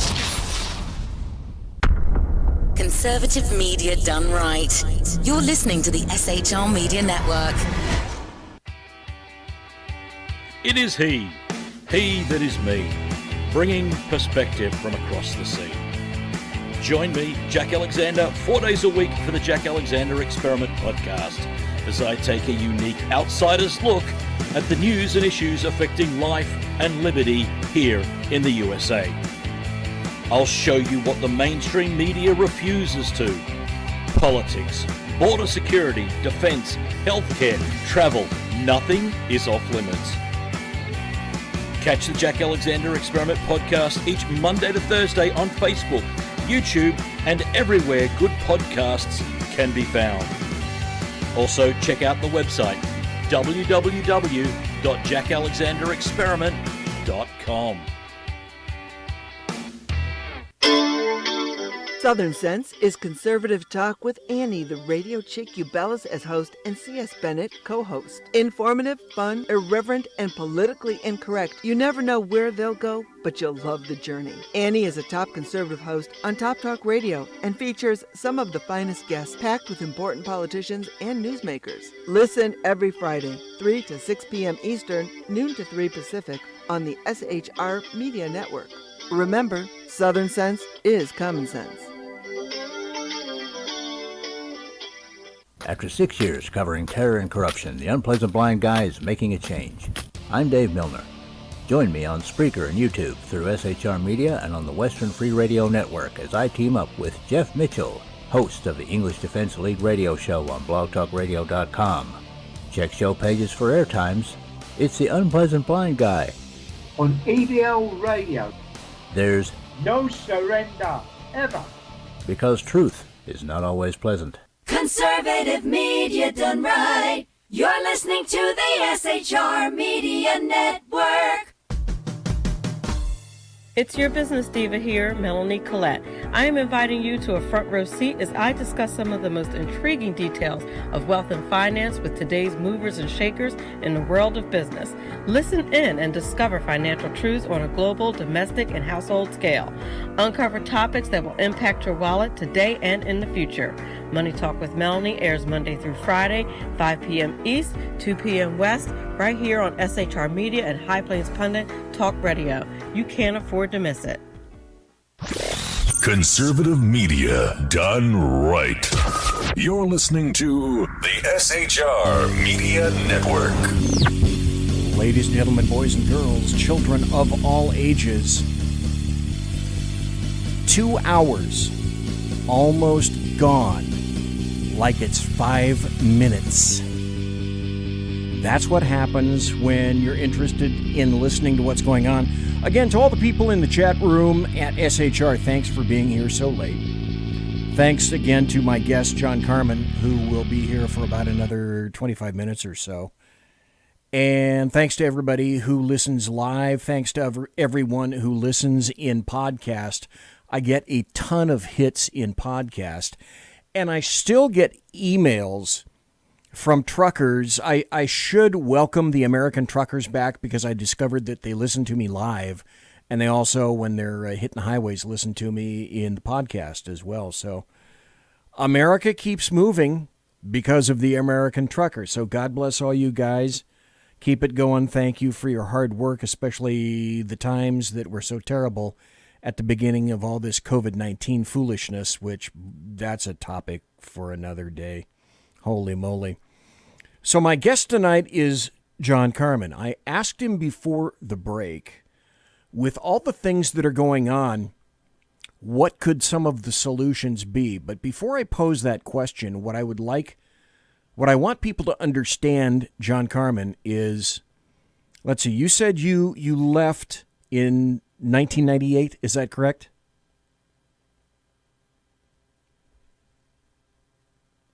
Uh-oh, did we lose John? Sorry about that. Oh, no.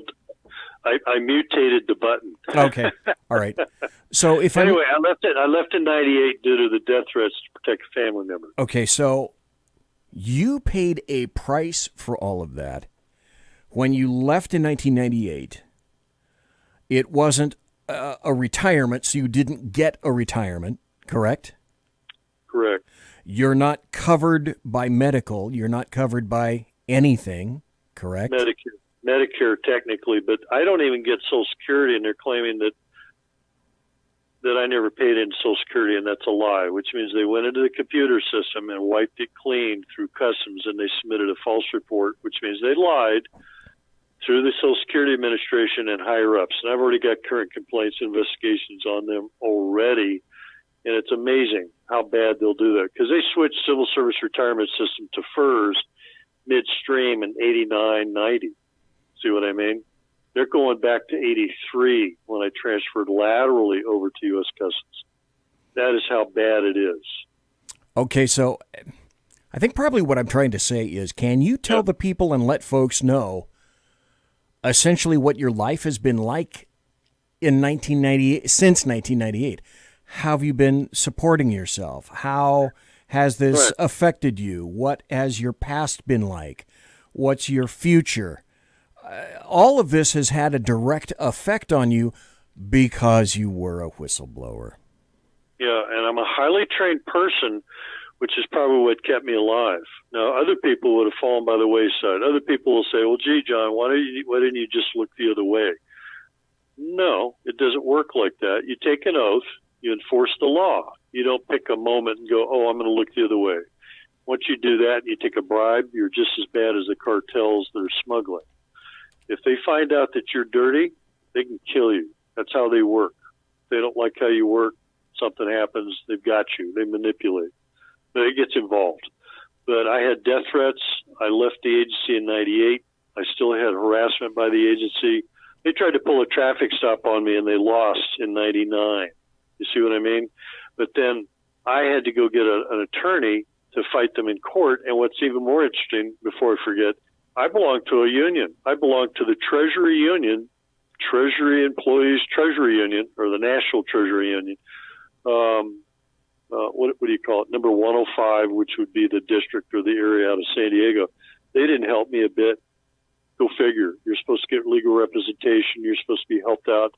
They didn't want me. I was too hot. Death threats. I could put people away. I could put district directors and really high up people in government in prison for life. That's what was really going on. They couldn't get me anywhere. So I went about my business. When I had my private investigator license, I did private investigations. I was able to support myself. I didn't have to touch my retirement money, which was, a measly $35,000 or so. That was only 15 years. The other money I had to pull because that's what you end up doing when you can't keep it and you have to use it to buy and pay for bills and stuff. But I was doing okay, but then they tried to come along and try to set me up with an informant. That's another story in and of itself.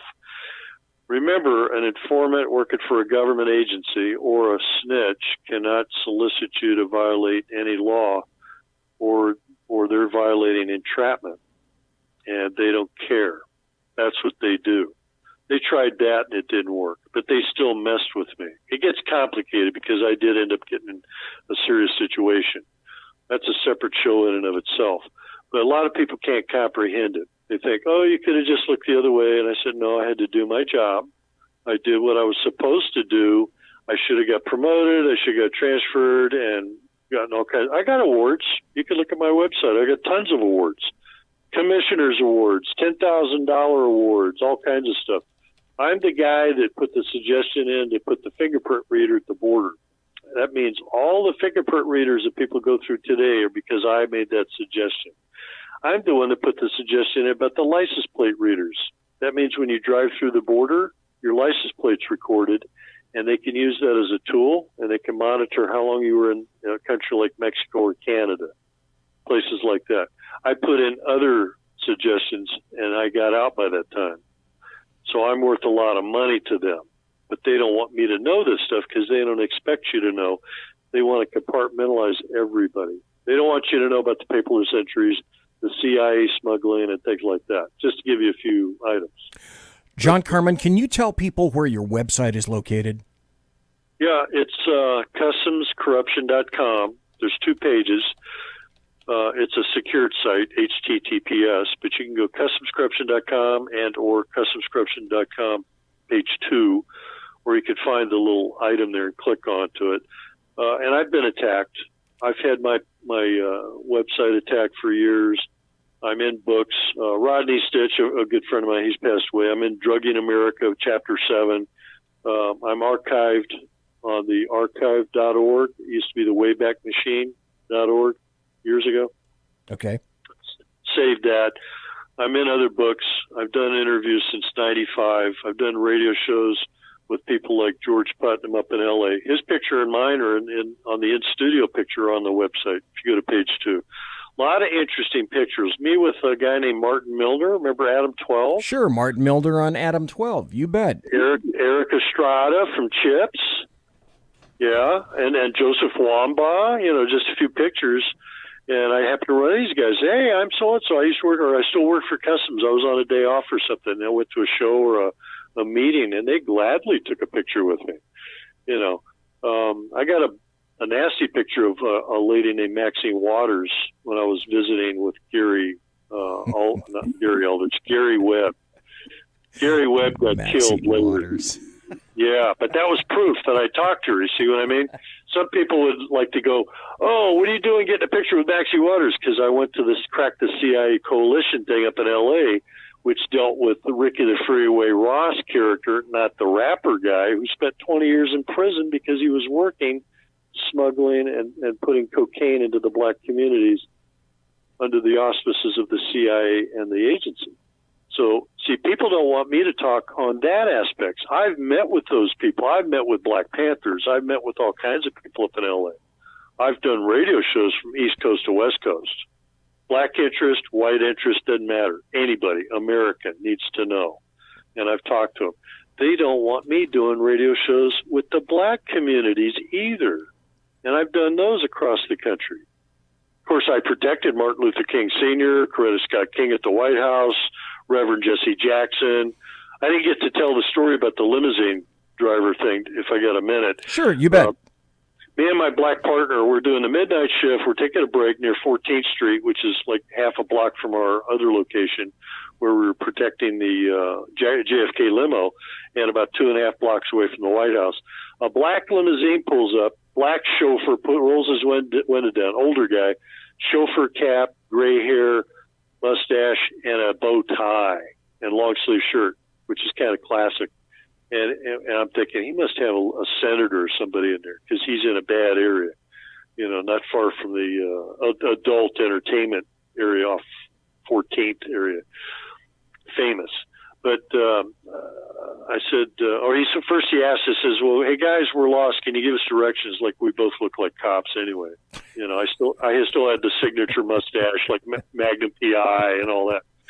And how many white dudes and black dudes, salt and pepper team, are cruising around D.C. on a midnight shift? Yeah, not many. Like, even DEA drives around with their guns out in the open, that kind of thing.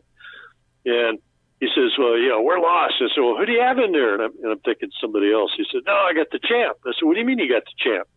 I got Muhammad Ali in here. I said, no, you don't. I walked right up to the door, opened the door. There's Muhammad Ali in a tuxedo with one of his Muslim wives. Shook his hand right away. And he's 6'2", and I'm 6'3", and I go, yeah, we could go a few rounds. Just to say I did it. I got a martial arts background. I boxed too. I did all that stuff. You name it. So I talked to my partner and says, hey, let's do it. He knows where he needs to go. Let's do it. We're off the air on a break. We give him an escort someplace in southeast D.C. near the Capitol building, and it was a mansion. That's it. We took him up there. I think I shook hands one more time when we got back to our zone, because we didn't want to be too long and miss Carlos the Jackal crawling around somewhere. And we got back, and I go, oh, shoot, we should have got an autograph. We should have got a press package photo or something. They always keep a press package or a briefcase or something in the trunk, So I said, oh, shoot. Well, at least he's my witness, and I'm his witness. So we thought later, and I started carrying my Minolta spy camera in my pocket after that thing, But I go, hey, whatever. But at least I knew. And you know what? We'll have to do a story about this, or show on the theory that Elvis, John Burroughs, is still alive. I'm still looking into that. It just came up again. I think he's on witness security, and him and Muhammad Ali were very close. So if something happened, they would be calling each other up. And I talked to all kinds of people connected. So it's not like I'm just out there vegetating and not doing my job. I'm the one that found briefcases that were set outside of a suspicious briefcase set outside of a British embassy in D.C., and the supervisors are trying to grill me. Well, how come you saw this? What were you doing? Blah, blah, blah. I laughed at him. I said I was doing my job. What were the other guys doing? Oh, they're off messing around, hiding out, doing God knows what, and hiding out and doing something. And I even got a death threat. I did. I forgot about that. I had a death threat when I was Secret Service. No problem. I report it. I get to work at the White House after that. And then I went transferred to the other division. But I developed stuff. I arrested serious violators that jumped the White House fence, all kinds of things. And I'm the kind of guy that they want out in the open right now, late at night, who's armed to the teeth and knows what they're doing and knows how to use the equipment. And yet they got other people way back then that they were totally uncategorized for that job. I can't believe they got the job. They somehow, maybe they knew somebody. But this was after the Watergate thing. And I sent you a little tidbit of a few memory pictures just to kind of jog some memories. Yeah, I've been looking at the photographs that you've been sending here. Look at the UFO picture, the Nixon secret time capsule.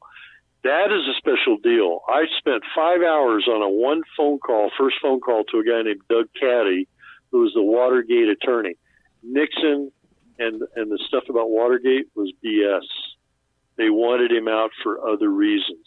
He had access to a special formula that he got a hold of when Dwight D. Eisenhower made a meeting with aliens at Holloman and or Edwards Air Force Base. And I've been to Edwards Air Force Base because I was at China Lake. I know stuff. Oh, by the way, I was asked by the guy that did the website, UFOcrashbook.com, Art Campbell. He wanted me to verify the agents' names that went to the meeting in 1951 or 54, 55 here. I usually say 55. One of them was a guy named Kellerman, if that rings a bell. Kellerman. Yeah, it does. Why is that? Because he was the driver or one of the agents in the front seat of the JFK limo when he was shot. Oh, okay. Yes. Now, I don't know. It's weird, but since 55 to 63, it's very unusual that you're going to have two of the agents that also protected Eisenhower. But Eisenhower allegedly wasn't going to tell that they accepted the agreement between these aliens, some of them that look like us. And that's another discussion. I've got verification from U.S. Air Force generals that confirmed it before they died, that kind of thing. So we're being lied to about everything. We've got an alien thing going on, technology exchange. I've talked to Philip J. Corso myself because I used to listen to Art Bell years ago. I worked a case for Art Bell. I knew a guy named Ted Gunderson, special SAC agent out of L.A., people like that. The list is endless. I mean, I could make a list someday. That would be a project. Next time we do a show, I'd like to do a UFO show. I'm going to do part of one this coming Thursday with Ken McClinton. Because I find that would be very interesting. Just my final question for you tonight, John Carman, would be this, and we'll get to it in just a moment. My final question would be, okay, with all the things that have occurred to you, you're soliciting the assistance of any number of people to write letters. What is it that you would like people to do? That'll be my final question. Before we get there, though, since you brought it up, do you find it interesting that a lot of information about UFOs has been mainstreamed? That is to say, it seems to me we're reading more about UFOs in the past 2 years linked to the government than we ever have before. That is to say, the number of incidents that occurred with U.S. Navy and naval fighters off the coast of California. We're hearing a lot of stuff where it seems as though the U.S. government is admitting that this is occurring and simultaneously releasing video documenting that these things are occurring. I find that kind of odd, or is there something more to it than that? Well, yes, of course. I mean, I'm just thinking about all the things I could do to approach the question because there's so many answers. The alien treaty that I referred to earlier was giving permission for aliens to take and abduct young prepubescent children, humans, to get the ovum and sperm. Then they could mix their DNA with the ovum and sperm and put them back where they got them. They've had this going on for years in exchange for technology. Then they got to the point where they were taking more than thousands in a month, several thousands later, more and more and more. They're already in the millions, and it's beyond what they originally had agreed to. But the problem is, who owns the planet? We don't own it. They've been here before. They've been here longer than we have. We have all kinds of entities, 87 varieties plus.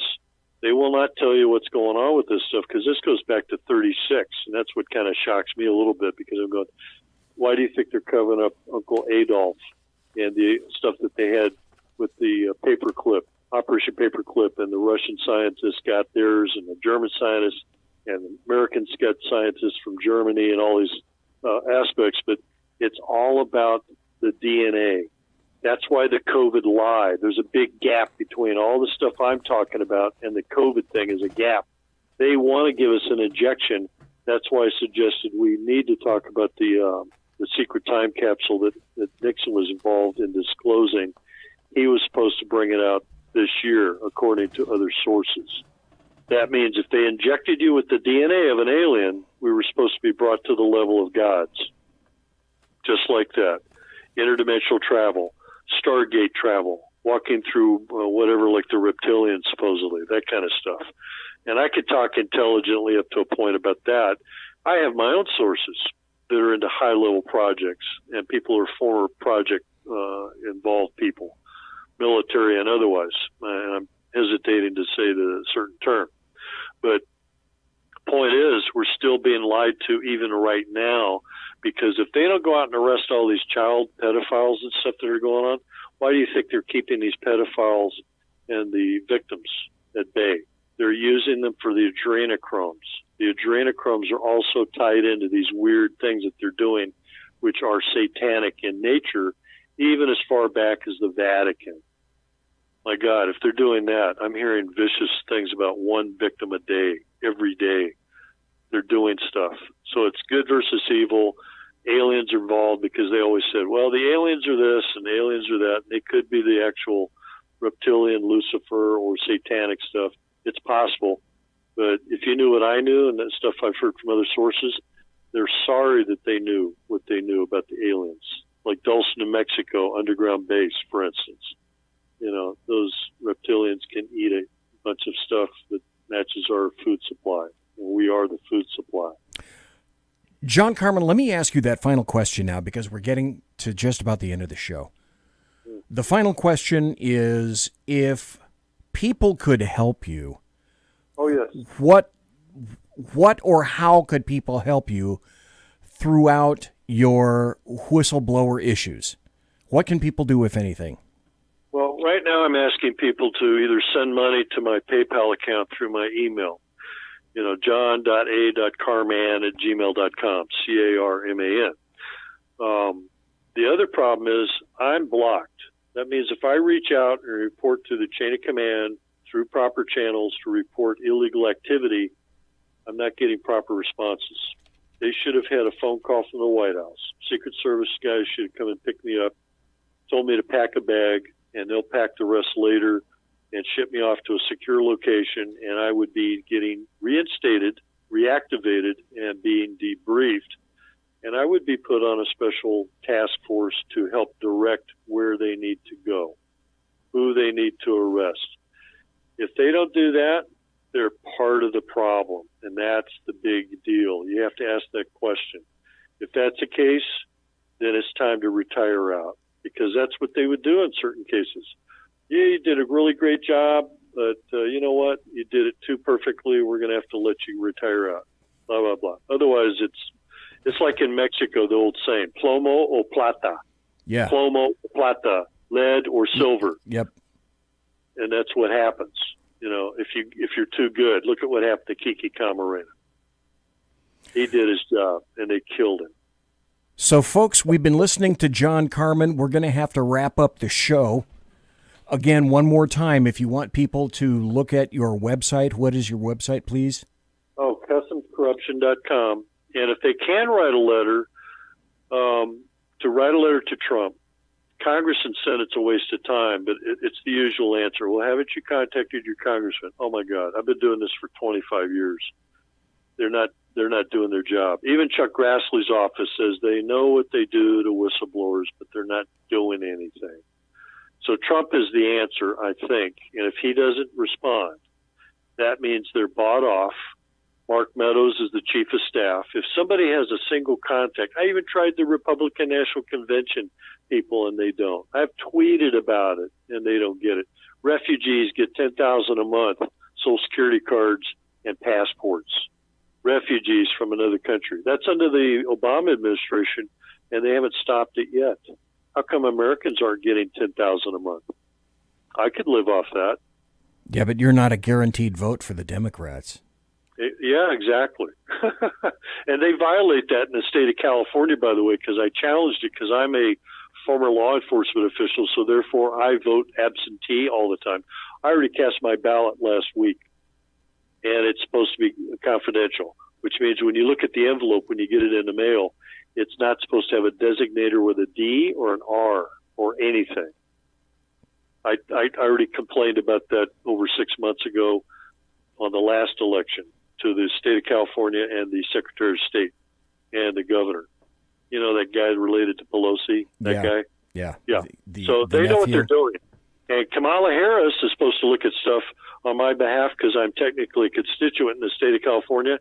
They look you up right away just to see if you're where your zip code is and if you're a Democrat or Republican. If you're a Republican, tough luck. Yeah. You'll hear from them. Yeah, you'll go to hell. All right, John Carman, thanks for being on tonight. You have a great night, sir. I greatly appreciate it. Next time you come on, hey, I wouldn't mind going through the deep depths of UFOs and whatnot. So thanks tonight for being here, sir. Appreciate it. Great, appreciate it. Thank you.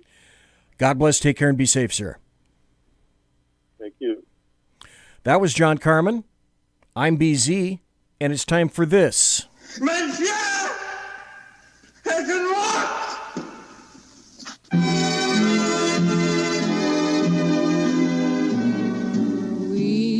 Ladies and gentlemen, boys and girls, children of all ages, it's the wrap-up.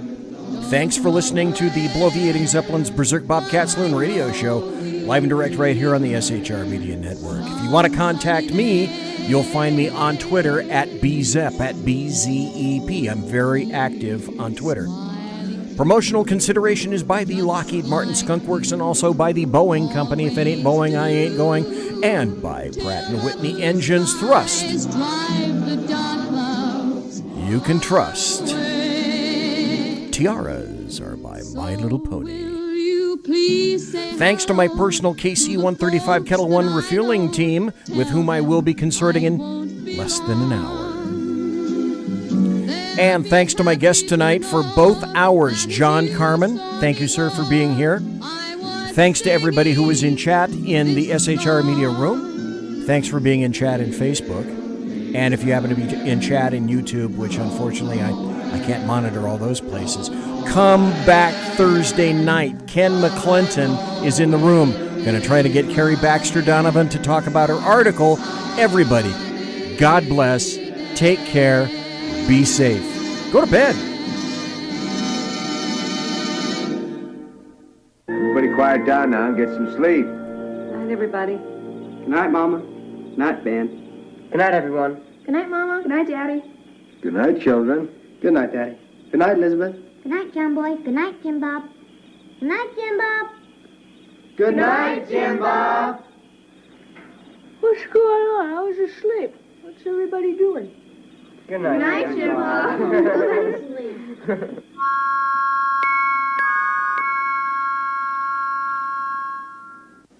Good night, and good luck.